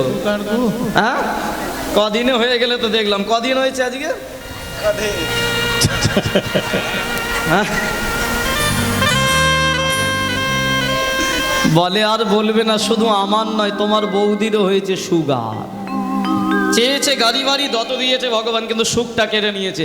যেই বলেছে বিরজা না লাফিয়ে উঠেছে। কি বললেন? এই যে গোবিন্দ কি বললেন আরেকবার বলুন। বলে আমি তোর স্বামী হব, আমি কথা দিচ্ছি। যেই বলেছে বিরজা বলে গোবিন্দ কবে হবে সেই দিনটা আমি স্বামী রূপে আপনাকে পাবো?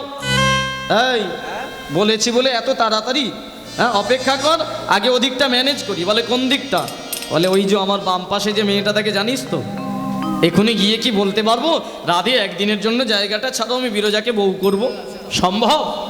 আপনারা যারা মায়েরা আছেন বলুন তো, আপনার স্বামী যদি কালকে বলে বউ একটা দিনের জন্য সংসারটা ছাড়বি, একটা নতুন বউ নিয়ে আসবো, ছেড়ে দেবেন? ও বাবা, বলা সাহসই নেই, তার আগেই মারপিট শুরু। হ্যাঁ?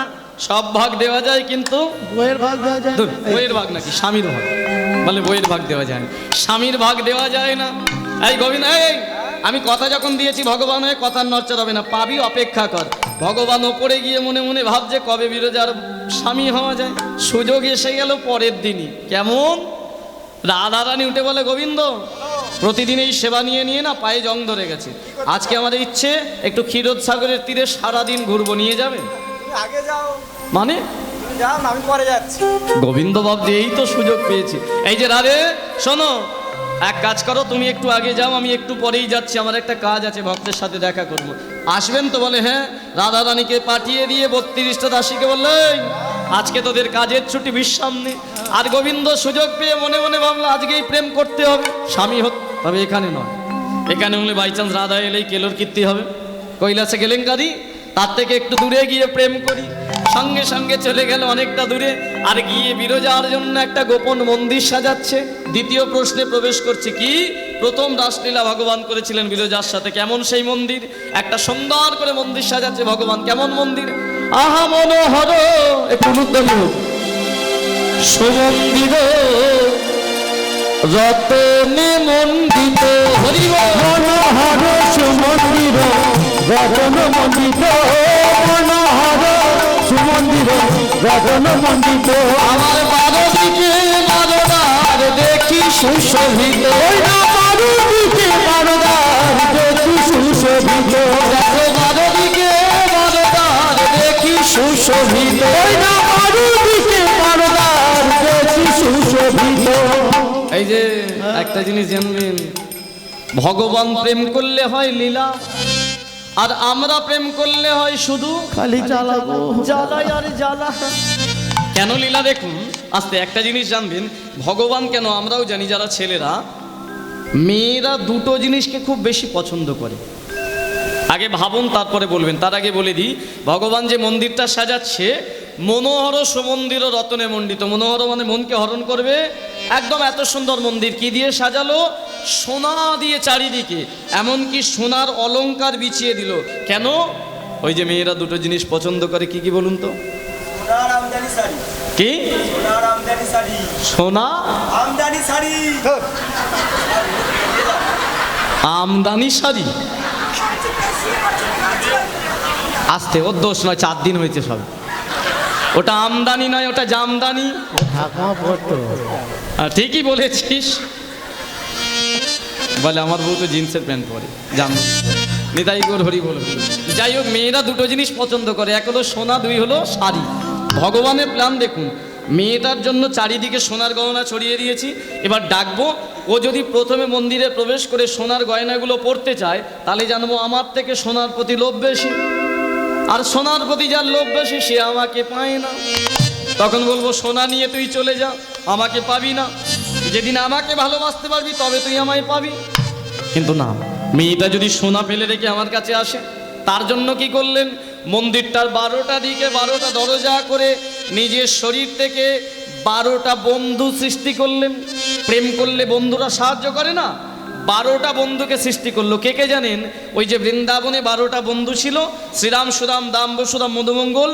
12টা দ্বারে রেখে দিয়ে প্রধান দ্বারে যাকে রাখলেন তার নাম হলো শ্রীরাম। এই শোন ভাই, প্রেম করলে বন্ধুরা সাহায্য করে।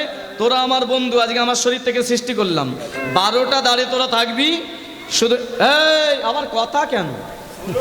সবে তো সৃষ্টি হলি, দাঁড়ানো অফার আছে তোদের জন্য। আমি বলছি শোন ভাই, আজকে না আমি একটু বিরজার সাথে প্রেম করব। এই শোন, আর শোন না, বিরজার সাথে একটু প্রেম করব। আমার রাধা ক্ষীরোদের কুলে আছে, যদি জানতে পারে কেলেঙ্কারি হবে জানিস। তুই না এই প্রধান দ্বারটায় থাক ভাই, যদি রাধা আশপাশে ঘোরাঘুরি করে বুঝতে দিবি না, যদি ভিতরে ঢুকতে চাই ঢুকতে দিবি না। পারবি? পারবি তো? যদি এইটুকু করতে পারিস, হ্যাঁ আমি কথা দিচ্ছি তোদের এই 12 জনকে। অত হড়বড় করলে হবে নি, অত হড়বড় করলে হবে না। বল। দিতে হবে তো কিছু।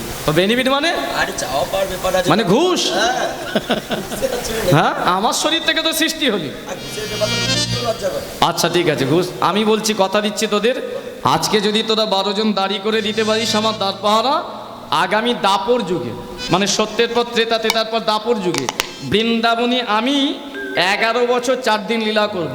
ওই 11 বছর 4 দিনে আমার প্রধান বন্ধু হবি তোরা। চুরি করতে গেলেও তোদেরকে নিয়ে যাব, বনে খেলতে গেলেও তোদের নিয়ে যাব, যা কাজ করব সবেতে তোরা। হ্যাঁ রাজি? ভগবান অফার দিয়েছেন, তাই বৃন্দাবনে 12টা বন্ধু হলো। তা 12 জনকে ভেতরে রেখে দাড়ি রূপে এবার ভিতরটা সাজাচ্ছেন কেমন? নানা পুষ্প উপবনে প্রফুল্লে উদ্যান, হরি হরি বল। নানা পুষ্প উপবনে প্রফুল্ল উদ্যান, নানা পুষ্প উপবনে প্রফুল্লে উদ্যান, নানা পুষ্প উপবনে প্রফুল্ল উদ্যান। আমার শারদীপু বলয়ে বিহার পঞ্চমা, ওই না চরণিকু মলয় বিহার পঞ্চমা, দেখো শারদীপু বলয়ে বিহার পঞ্চমা, ওই না চরণিকু মলয় বিহার পঞ্চমা। আজ সাজাইল রে, ওই না সাজাইল রে, সাজাইল রে, মনের মতো করে সাজাইল রে, রাসবেরি করবে বলে সাজাইল রে, লোকের মাঝে আজি সাজাইল রে। এই বিরজার সনে মুখে হরি হরি হরি ওই না বিরোধার লাগি সদাই হরি হরি হরি, বিরোধার লাগি মুখে হরি হরি হরি, বিরোধার লাগি মুখে হরি হরি। ওই না সাজাইল রে, সাজাইল রে, সাজাইল রে। সুন্দর করে রাস মঞ্চটা সাজিয়ে 12টা দাঁড়িয়ে এই কথা দিচ্ছিস তো ভাই? এই হ্যাঁ? একদম কথা দিলি তো? তাহলে আমি বিরজাকে ডাকতে পারি? এই বিরজা, বিরজা, ও মা, যেই বিরজা বলে ডেকেছে নিচের কি ব্যাপার? গোবিন্দ তো ছুটি দিয়েছিল, আবার ডাকছে কেন বিরজাকে? এই শোন, এই কারণেই তোকে ডাকছি, গতকাল তোকে যে বলেছিলাম না একদিনের জন্য আমার চরণ সেবা করতে পারবি, আজকেই সুযোগ পেয়ে গেছি। এখানে নয়, ওই মন্দিরটায় চল, দুজনে প্রেম করব। ও মা, যেই বলেছে বিরজার মনে আনন্দ 3 গুণ। হ্যাঁ, ভগবান যা বলে কথা তো রাখে, তার মানে আমি ভগবানকে স্বামী রূপে পাবো, আনন্দ হবে না মা? এখনকার ধরুন যদি কোনো যদি ইয়ং একটা মেয়ে, তাকে যদি দেব বা জিৎ বলে আমি তোমাকে বিয়ে করবো, মেয়েটার কি অবস্থা হবে? 4 দিন খাওয়া দাওয়া বন্ধ করে দেবে। বাবা, সঙ্গে সঙ্গে হার্ট অ্যাটাক। হ্যাঁ, আমি জিতের বউ হব? হ্যাঁ, ভালোবাসে ভগবানের বউ হবে বিরজা, ভেবে নি। গোবিন্দ আপনি যান, আমি এক্ষুনি যাচ্ছি। সঙ্গে সঙ্গে একটা মালা গেঁথেছে বিরজা, আর গেঁথে একদম ওই মন্দিরে আনন্দ করতে করতে নাচতে নাচতে কৃষ্ণ নাম গাইতে গাইতে চলেছে। কৃষ্ণ কৃষ্ণ তুমি দয়ালো, কৃষ্ণ প্রেমময় তুমি শ্রী কৃষ্ণ। চলুন আমরা ও কৃষ্ণ কৃষ্ণ তুমি দয়ালো, কৃষ্ণ প্রেমময়ী তুমি শ্রী কৃষ্ণ। কৃষ্ণ কৃষ্ণ তুমি দয়ালো, কৃষ্ণ প্রেমময় তুমি শ্রী কৃষ্ণ। ও কৃষ্ণ কৃষ্ণ তুমি দয়ালো, কৃষ্ণ প্রেমময়ী তুমি শ্রী কৃষ্ণ। আচ্ছা, কৃষ্ণ নামটা কে গাইছে? তুমিই গাইছো আর কে গাইছে? কি তো এবার আবার তুমি গাইছো? এই আমি গাইছি। আচ্ছা, আমরা চোখ দিয়ে শুনি তো, তাতেও মাথা নেড়েছে বলে। আমরা শুনি কি দিয়ে? কান দিয়ে। কিন্তু কীর্তন কি দিয়ে শুনতে হয়? হ্যাঁ, কীর্তন যদি কান দিয়ে শোনেন, ও 1 ঘন্টা সময় নেবে না, তারপরই 100 শুরু হবে। এ করবেন, মশা কামড়াবে, গা চুলকবে। কিন্তু মন দিয়ে যদি শোনেন কীর্তন, যতক্ষণ কীর্তন হবে আপনার শরীরে কোনো বৃতৃষ্ণা আসবে না। কারণ মন দিয়ে মানে দেখা যায়, চোখ দিয়ে শুধু দেখা যায় না, মন দিয়ে দেখা যায়। কেন? আপনি এখানে বসে আছেন, একবার মনটা নিয়ে যান রান্নাঘরে, কোথায় হলুদের ডিবি আপনি এখান থেকে দেখতে পাবেন, পাবেন না? তাহলে লীলাকে দর্শন করতে হয় কিরকম?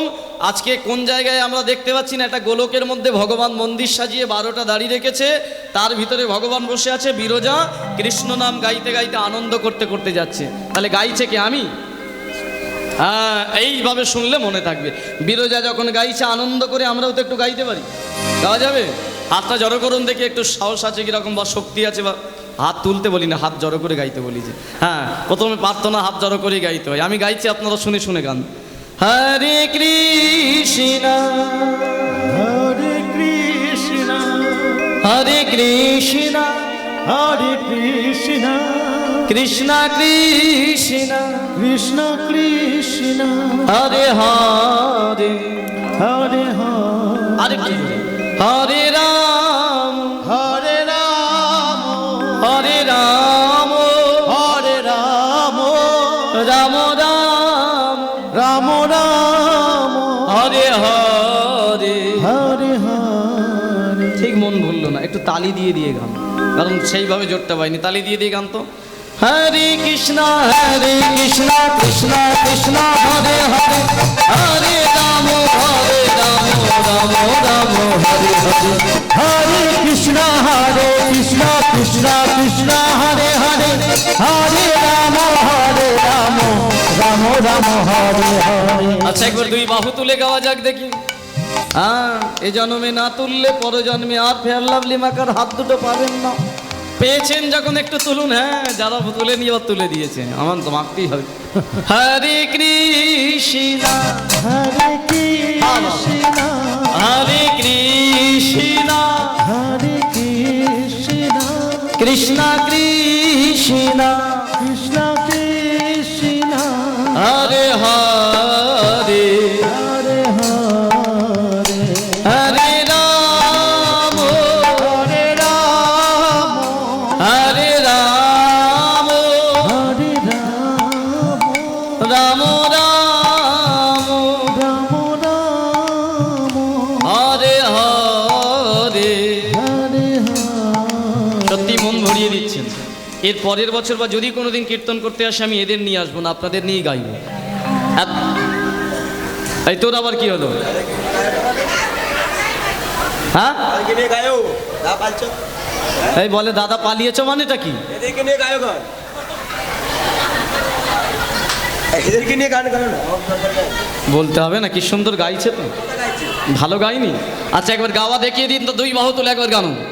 হরে কৃষ্ণ কৃষ্ণ কৃষ্ণ হরে হরে হরে রাম রাম রাম হরে হরে হরে কৃষ্ণ কৃষ্ণ কৃষ্ণ হরে হরে হরে রাম রাম রাম হরে হরে হরে কৃষ্ণ কৃষ্ণ কৃষ্ণ হরে হরে হরে রাম রাম রাম হরে হরে হরে কৃষ্ণ হরে গৌর হরি হরি হরি হরে হরে হরে রাম রাম রাম হরে হরে হরে কৃষ্ণ কৃষ্ণ কৃষ্ণ হরে হরে হরে রাম রাম রাম হরে হরে। আনন্দ পেলেন? সত্যি পেয়েছেন? বলে যা কষ্ট দিলে হাত দুটো যেন কনকন করে বসে গেল। তবে যেখানে বাঘের ভয় সেখানে সন্ধ্যা এখানে রাত্রি হয়ে গেছে, এক একজনের কি বড়। তবে রাত্রিটা আপনাদের জীবনে হলো না, কার জীবন হলো জানেন? যে মেয়েটা মালাটা এত সুন্দর গেঁথে কৃষ্ণ নাম গাইতে গাইতে গোলক মন্দিরে প্রবেশ করে সবে ভগবানের গলায় মালাটা দিতে যাবে, ভগবান বলে দাঁড়া। কেন? ভগবান যার ভয়ে মন্দিরটা তৈরি করেছে, 12টা দাড়ি রেখেছে, ক্ষীরোদ সাগরের তীরে সব সে জানতে পেরে গেছে। কে বলুন তো? হ্যাঁ, কি ব্যাপার হলো? এতটা বেলা হয়ে গেল। অন্যদিনই আমার গোবিন্দ 7-8 বার ফোন করে, আজকে একটা মিস কলও দিল না। ও তখন ফোন ছিল না, না? আরে গোবিন্দ তো আমায় নিজে বললো তুমি যাও আমি আসছি। কোথায় গেল আমার গোবিন্দ? এত বেলা হয়ে গেল। সে যে প্রেম না, একবার অন্তরীণ দিয়ে দেখি তো। যোগ সাধনায় বসলেন রাধারানী, ক্ষীরোদের কুলে বসে দেখছে কি না, ভগবান না আসার কারণ একটা মন্দির। এ কি দেখতে পাচ্ছি? আমার গোবিন্দ তো মন্দিরের মধ্যে বসে, আর ওই মেয়েটা কি ভালো করে দেখলো যে মেয়েটার অন্য কেউ না, দাসী বিরজা। তোর এত বড় স্পর্ধা, তুই আমার গোবিন্দকে আমার কাছে আসতে দিস নি, প্রেমের জালে ভাসিয়েছিস। আমি আসছি। আচ্ছা বলুন, এটা দেখলে রাধারানী রাগ হবে না আনন্দ হবে? রাগ হবে। সঙ্গে সঙ্গে ক্রোধে কাঁপতে লাগলো। আমি যাব, তোকে আগে অভিশাপ দিয়ে শেষ করব, তারপরে আমার গোবিন্দের বিচার। ক্ষীরদের কুল থেকে রাধারানী কাঁদতে শুরু করলো। কাঁদিতে কাঁদিতে রাধে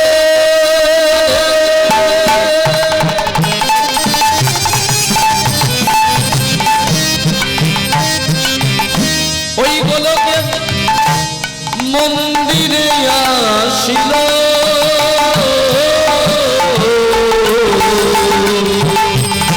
কাঁদিতে কাঁদিতে রাধে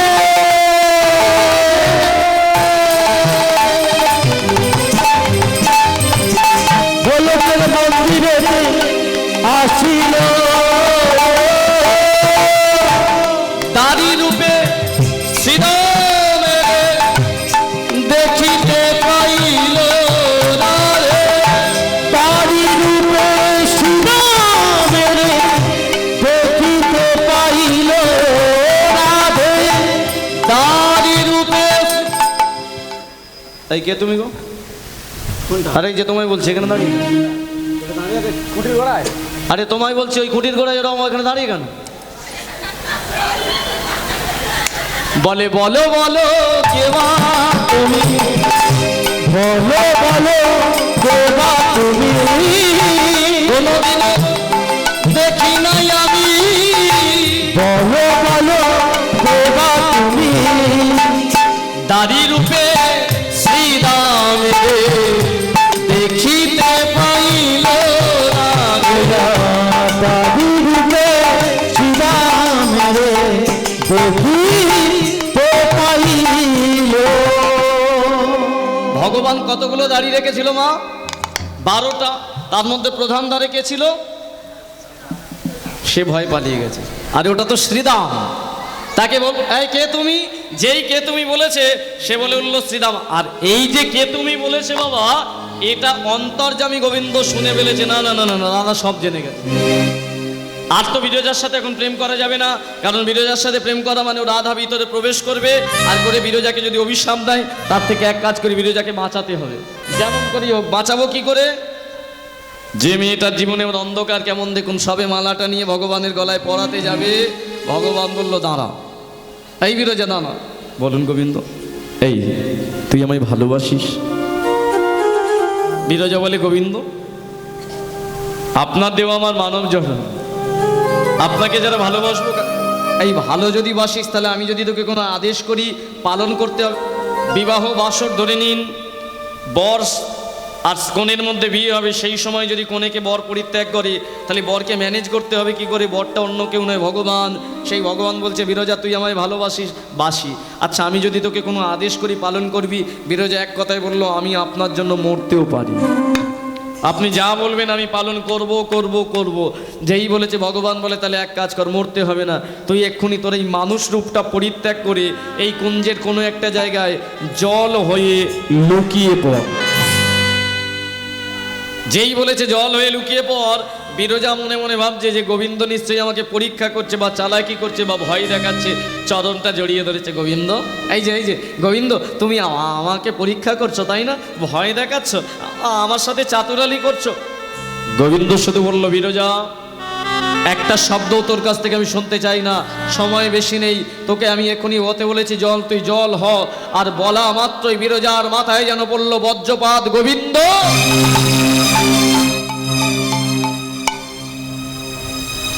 এই মন্দিরটা কি আমি তৈরি করেছি? এই যে তুমি দাঁড়িয়ে আছো, তোমাকে আমি বলছি, এই মন্দিরটা কি আমি তৈরি করেছি? এখানে কি আমি আমার নিজের ইচ্ছায় এসেছি? গোবিন্দ বলো না, সেই দিন কি বর আমি চেয়েছিলাম? সব তো তুমি নিজে উপর থেকে আমার নিচে গিয়ে বর দিলে, আমি তোমাকে স্বামী রূপে পাবো, একদিনের জন্য চরণ সেবা করতে পারবো। আজকের এই মন্দিরটাও আমি সাজাইনি, তুমি সাজিয়েছো, এটাও আমি জানতাম না। এখানে আমি নিজে আসিনি, কিন্তু তুমি আমায় ডেকে নিয়ে এসেছো। দেখো গোবিন্দ, এই মালাটা না কি যত্ন করে আমি গেঁথেছি তোমার গলায় পরাবো বলে। কেন এরকম করে বলছে? গোবিন্দ শুধু বলে উঠল, বিরজা, বিলম্ব না করে যে আদেশ আমি করেছি সেই আদেশ তুই এখনই পালন কর।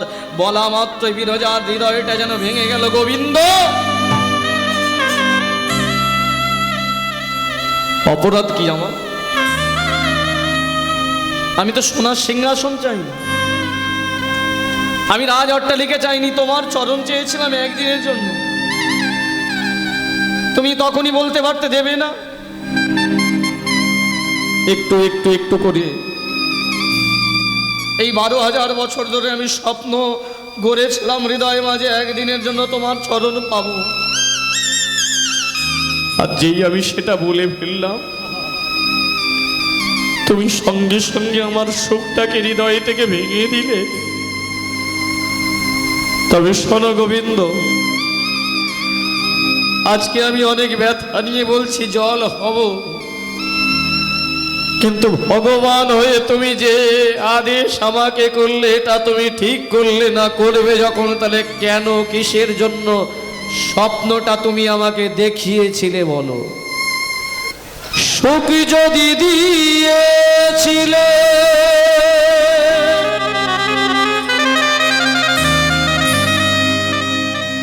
কেন কেড়ে নিলে?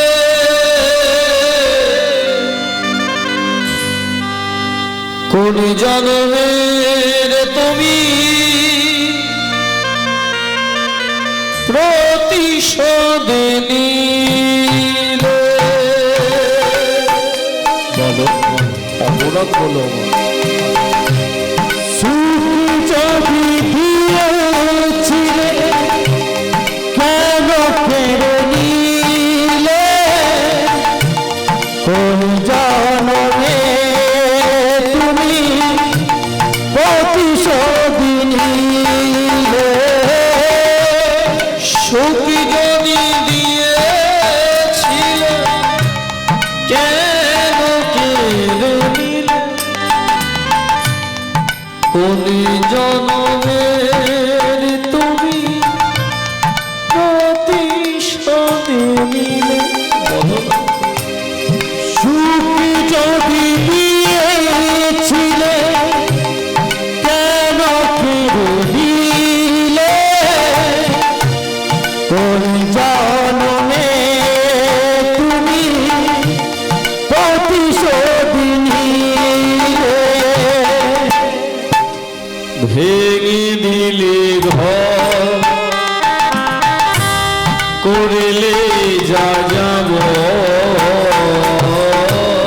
ভেঙে দিলে ঘর, করলে যা যাব। ভেঙে দিলে ঘর, করলে যা যাব। ভেঙে দিলে ঘর, করলে যা যাব।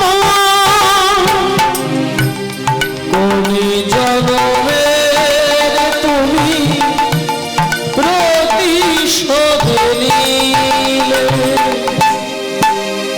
বিধিরে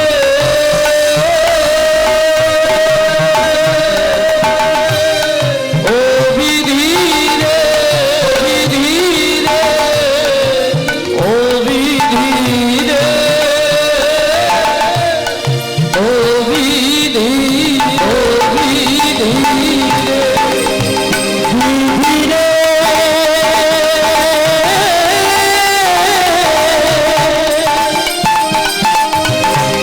ও বিধিরে, ও বিধিরে,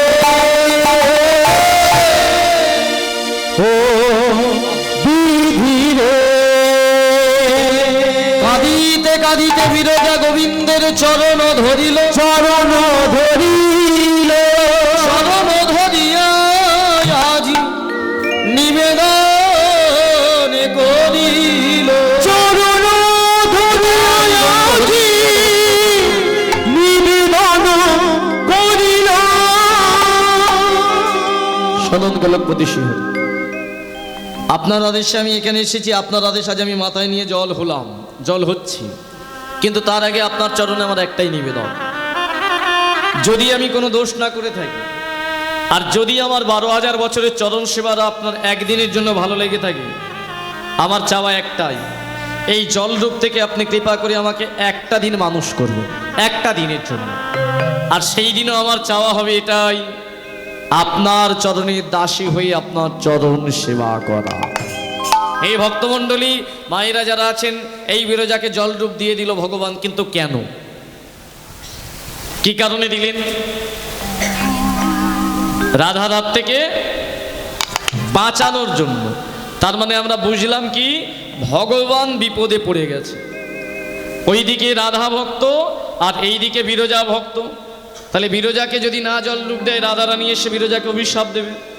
এই যে যারা কীর্তন শোনেন আপনারা জানবেন, ভগবান বিপদে কিন্তু একবার পড়েনি, বারে বারে বিপদে পড়ে, আর পড়ায় কে? তার ভক্তরা। আজকে বিরজার এপিসোডটা শুনছেন, এখনো 3টে জন্ম বাকি আছে। এই প্রসঙ্গে একটু মহাভারত আপনাদের সামনে বলি, মহাভারতের একটা ঘটনা। মহাভারতের যুদ্ধ চলাকালীনের আগে ভগবান এরম একটা বিপদে পড়েছিল। আজকে যেমন বিপদে পড়ে বিরজাকে জলরূপ দিল, ভগবানের জীবনে দাপর যুগে এমন একটা সময় এসেছিল, ঠিক বিরজার মতোই একটা ভক্ত, যার মাথা ভগবান নিজ হাতে কেটেছিলেন, শুধু 5টা ভক্তকে বাঁচানোর জন্য। তাহলে কবে কোথায় কাটলেন একটু শুনুন মন দিয়ে। আপনারা যারা কীর্তন শোনেন আপনারা জানেন, মহাভারতে কুরুক্ষেত্রের যুদ্ধ হয়েছিল 18 দিনের জন্য, তাই না? কৌরব পাণ্ডবদের মধ্যে। ঠিক যুদ্ধ যেদিন শুরু হবে তার আগের দিন ভোরের বেলা, যেদিন শুদ্ধ হবে তার আগের দিন ভোরের বেলা ভগবান এই কুরুক্ষেত্রে ধরে নিন এটা মাঠ, এই কোণটায় সে দাঁড়িয়ে মনে মনে ভাবছে কালকে থেকে রক্তগঙ্গা বইবে। ঠিক সেই সময় ওই যে রাস্তা, ওই পার থেকে একটা রথে সুন্দর ছেলে নাচছে, খুব সুন্দর দেখতে, আর বদনে ভগবানের নাম গাইছে। যেই গানটা ভগবানের কানে পড়েছে, ভগবান কানটা পেতে শুনছে, আহা কি মধুর সুর। ওই যে গাইছে না ছেলেটা, ভজ শ্রী কৃষ্ণ কহ শ্রী কৃষ্ণ লহ শ্রী কৃষ্ণের নাম রে, ভজ শ্রী কৃষ্ণ কহ শ্রী কৃষ্ণ লহ শ্রী কৃষ্ণের নাম রে, ভজ শ্রী কৃষ্ণ কহ শ্রী কৃষ্ণ লহ শ্রী কৃষ্ণের নাম রে। ভজ শ্রী কৃষ্ণ কহ শ্রী কৃষ্ণ লহ শ্রী কৃষ্ণের নাম রে, যে জনা শ্রী কৃষ্ণ ভজে সে হয় আমার প্রাণ রে, যে জনা শ্রী কৃষ্ণ ভজে সে হয় আমার প্রাণ রে, যে জনা শ্রী কৃষ্ণ ভজে সে হয় আমার প্রাণ রে। উত্তরা যে জনা শ্রী কৃষ্ণ ভজে সে হয় আমার প্রাণ রে। এই যে ছেলেটাকে গেয়ে আসছে জানতে পারবেন, তার আগে একটু সকলে 2 বাহু তুলে গান তো আমার সাথে। ভজ শ্রী কৃষ্ণ কহ শ্রী কৃষ্ণ লহ শ্রী কৃষ্ণের নাম রে, ভজ শ্রী কৃষ্ণ কহ শ্রী কৃষ্ণ লহ শ্রী কৃষ্ণের নাম রে। এই হাত নামা, হাত নামা, এই নামা নামা নামা নামা, হাত নামা। ওমা, ছেলেটা 2 বাহু তুলে রথের মধ্যে নাম গাইতে গাইতে আসছে, আর ভগবান তার রথের সামনে দাঁড়িয়ে বলল, এই হাত নামা রে। আর যেই বলেছে না, ছেলেটা উনি রথ থেকে সোজা নেমে এসে ভগবানের কি সৌভাগ্য আমার, যার নাম আমি বদনে গাইতে গাইতে আসছি সেই ভগবানকে স্বয়ং আমি দেখতে পাচ্ছি। ওমা, যেই এই কথা বলেছে ছেলেটা, অমনি ভগবান বলে, এই কে রে তুই, এত সুন্দর দেখতে তোকে, রথের মধ্যে নাম গাইতে গাইতে আসছিস, আমাকে চিনিস? যেই বলেছে না, ছেলেটা বলে, গোবিন্দ চিনি মানে খুব ভালো করে চিনি। এই তুই আমায় চিনিস, আমি তো তোকে চিনি না। বলে পরিচয় দিলেই চিনতে পারবেন। এই পরিচয়টা দে তো, কোথায় বাড়ি তোর, কার ছেলে তুই, বাবার নাম কি? বলা মাত্রই ছেলেটা বলে উঠলো, শুনুন গোবিন্দ, এই যে এই কুরুক্ষেত্রের যুদ্ধে আপনি যাদের দলে আছেন আমি হলাম তাদের দলের ছেলে। ও মা, কুরুক্ষেত্রের যুদ্ধে ভগবান কাদের দিকে ছিল? হ্যাঁ, পাণ্ডবদের দিকে ছিল। ভগবান বলে এই পাণ্ডবদের কাজ ছেলে রে তুই? বলে ওই যে পঞ্চ পাণ্ডবের মধ্যে যে খুব মোটা সোটা বেশি খায়, কি নাম? কুম্ভকর্ণ।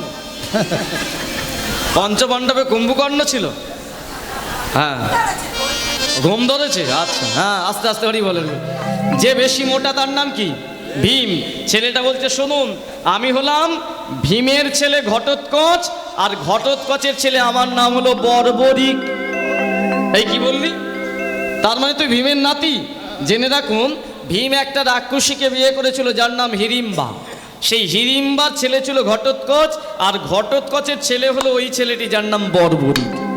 এই তুই ভীমের নাতি? বলে হ্যাঁ ঠাকুর। বাহ, তাই তো বলি পাণ্ডবদের রক্ত না থাকলে কে আমার এত সুন্দর নাম গাইবে? তা হ্যাঁ রে বর্বরিক, তুই নাম গাইতে গাইতে রথে করে কোথায় যাচ্ছিস? ছেলেটি বলে কোথাও নয়, এখানেই এসেছি। মানে? বলে কাল থেকে যুদ্ধ না, আমি এসেছি যুদ্ধ করব। যেই বলেছে ভগবান বলে বাহ, খুব আনন্দ পেলাম, তবে শোন, এই তোকে বলছি যুদ্ধ তোকে করতে হবে না। বর্বরিক বলে কেন? বলে তুই এত সুন্দর নাম গাইছিলিস না আমার, আমি খুব তোর প্রেমে পড়ে গেছি। তুই এক কাজ করিস, এই 18 দিনের যে যুদ্ধ হবে আমি অর্জুনের রথে বসে থাকবো, আমার বাম পাশটা দাঁড়িয়ে মধুর সুরে শুনে আমার একটু নাম গিয়ে দিস, আমি শুনবো, দিনগুলো কাটিয়ে দেব। আমি কথা দিলাম তোকে কেউ মারতে পারবে না, তোকে রক্ষা করার দায়িত্ব আমার। যেই এই অফারটা ভগবান দিয়েছে, বর্বরিক বলে গোবিন্দ আমি তো নাম গাইতে পারবো না। এ আবার কি কথা রে? এই তো এত সুন্দর তুই নাম গাইতে গাইতে আসছিলিস, আর যেই আমি বলেছি পারবি না কেন? বর্বরিক বলে কেন পারবো না আগে শোনো। বলে কেন? বলে আমি তো এই যুদ্ধে আপনাদের দলেই থাকবো। আরে তুই নিজে তো বললি তুই পাণ্ডবদের ছেলে, ভীমের নাতি, তা পাণ্ডবদের দলে থাকবি না কাদের দলে থাকবি? বলে আমি এই যুদ্ধে কৌরবদের ওই যুদ্ধ করবো। বর্বরিক, তুই ছেলে হিসেবে তো মোটেও ভালো না। তুই পাণ্ডবদের ছেলে বললি, তুই এদের দলে থাকবি না, কৌরবদের দলে কেন থাকবি? বলে শুনুন, অত রেগে যাবেন না, আমি আপনাকে বলি। আমি যখন যুদ্ধে আসছিলাম না, আমার মা সকালবেলা আমার হাতটা ধরে বললো এই কোকা যুদ্ধে যাচ্ছিস যা, কিন্তু আগে তুই দুটো দলকে চোখ দিয়ে দেখবি, কৌরবদের আর পাণ্ডবদের। যাদেরকে মনে হবে তোর দুর্বল বা কমজোয়ারি, তুই তাদের হয়ে যোগদান করবি। ভগবান শুনে আনন্দ পেল। কেন পাবে না মা? প্রকৃত মায়েদের ছেলেদেরকে কি শিক্ষা দেওয়া উচিত? সমাজে যারা দুর্বল, যারা বিপদে পড়ে তাদেরকে দেখবি বাবা, এটাই তো বলা উচিত। ভগবান বলে বাহ, তোর মায়ের তো শিক্ষা আছে, কিন্তু বর্বরিক তুই বাচ্চা ছেলে তো, চিনতে ভুল করেছিস। বলে কেন? বলে দুর্বল কৌরবরা নয়, দুর্বল হলো পাণ্ডব। বর্বরিক বলছে সেটা কি করে? বলে আচ্ছা এই বর্বরিক, তুই বলতো তোর কৌরব দাদুরা কত ভাই? অনেক সহ্য করেছে, এবার পুলিশ ডাক। 2 ঘন্টা হয়ে গেছে, এদিকে দেখো বাবু, শোন আমার, দেখো এদিকে দেখো, দেখো শোনো একটু মন দিয়ে। হ্যাঁ, এই বর্বরিক তুই বল তোর কৌরব দাদুরা কত ভাই? বলে কেন 100 ভাই। আর পাণ্ডব দাদুরা ক ভাই? 5 ভাই। আচ্ছা তুই নিজে বলতো, একদিকে 5 জন আর একদিকে 100 জন, মারপিট শুরু হলো, কারা জিতবে?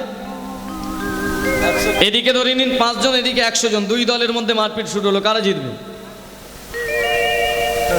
লাগাবো 5 জন, তাহলে আর 100 জন করুন, দেখি 5 জন কেমন করে যেতে। 100 জন জিতবে না? 100 জন মনে করলে 5 জনকে মেরে ফেলবে না? বর্বরিককে ভগবান বলছে শোন, তুই ছোট ছেলে, অত বুঝিস না, কৌরবরা দুর্বল নয়, পাণ্ডবরা। বলে কেন? বলে এরা 5 জন, ওরা 100 জন, তুই এদের দলে যোগদান কর, এরা অন্তত 5 থেকে 6 হবে। ও বাবা, যেই বলেছে বর্বরিক বলে আপনি তো ঠিকই বলেছেন, কিন্তু আমার যুক্তিটা শুনুন। বলে কি যুক্তি? কেন কৌরবরা দুর্বল জানেন? বলে কেন? এরা 100 জন হলে কি হবে? এদের পক্ষে তুমি, অর্থাৎ আমার গোবিন্দ তো না, আমার গোবিন্দ তো না, কিন্তু এরা 5 জন হলে কি হবে? এদের পক্ষে তুমি অর্থাৎ আমার গোবিন্দই আছো। তাই আমার কি মনে হয় জানো, যাদের পক্ষে আমার গোবিন্দ থাকে, বলে তারা কি দুর্বল হতে পারে? তারা কি দুর্বল হতে পারে? তারা কি দুর্বল হতে পারে? তারা কি দুর্বল হতে পারে? যে পক্ষে আমার গোবিন্দ থাকে, তারা কি দুর্বল হতে পারে? কি বললি? এই যে ভালো না লাগলে উঠে চলে যাবেন, কিন্তু কারোর সাথে কথা বলবেন না, কেউ কাউকে ডিস্টার্ব করার চেষ্টা করবেন না। যদি ভালো না লাগে ঘুরে আসুন, কিন্তু মন দিয়ে শুনুন, মহাভারতের কথা মন দিয়ে শুনতে হয়, চেষ্টা করুন। এত সুন্দরভাবে শুনছেন বলে আমি এগুলো পরিবেশন করছি, নাহলে এগুলো করার দরকার ছিল না, লীলাটাই শুধু গাইতাম। একটু মন দিয়ে শুনুন। একটা ছোট্ট ছেলে চিন্তা ভাবনা দেখুন, ভগবানকে বলছে শুনুন গোবিন্দ, কেন কৌরবরা 100 হলেও দুর্বল জানেন? বলে কেন? আপনি কৌরবদের দলে নেই। মানে বর্বরিক বলে আমি জানি, এই বিশ্ব ব্রহ্মাণ্ডে সব থেকে যদি শক্তিশালী কেউ হন সেটা হলেন আপনি। আপনার শক্তির কাছে কারো শক্তি নেই, তাই আপনি পঞ্চপাণ্ডবদের দলে আছেন। পঞ্চপাণ্ডবরা 5 কেন, 1 হলে ওরা সবল, কারণ আপনি ওদের দলে আছেন।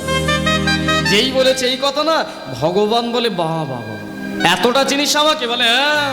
যেই বলে যে চিনি, সঙ্গে সঙ্গে ভগবান বলে ঠিক আছে, তুই ওদের দলে যখন যাবি, সিদ্ধান্ত নিয়েছিস, আমাকে একটা পরীক্ষা দিয়ে যেত। বলে কি পরীক্ষা? এই কি অস্ত্র নিয়ে এসেছিস?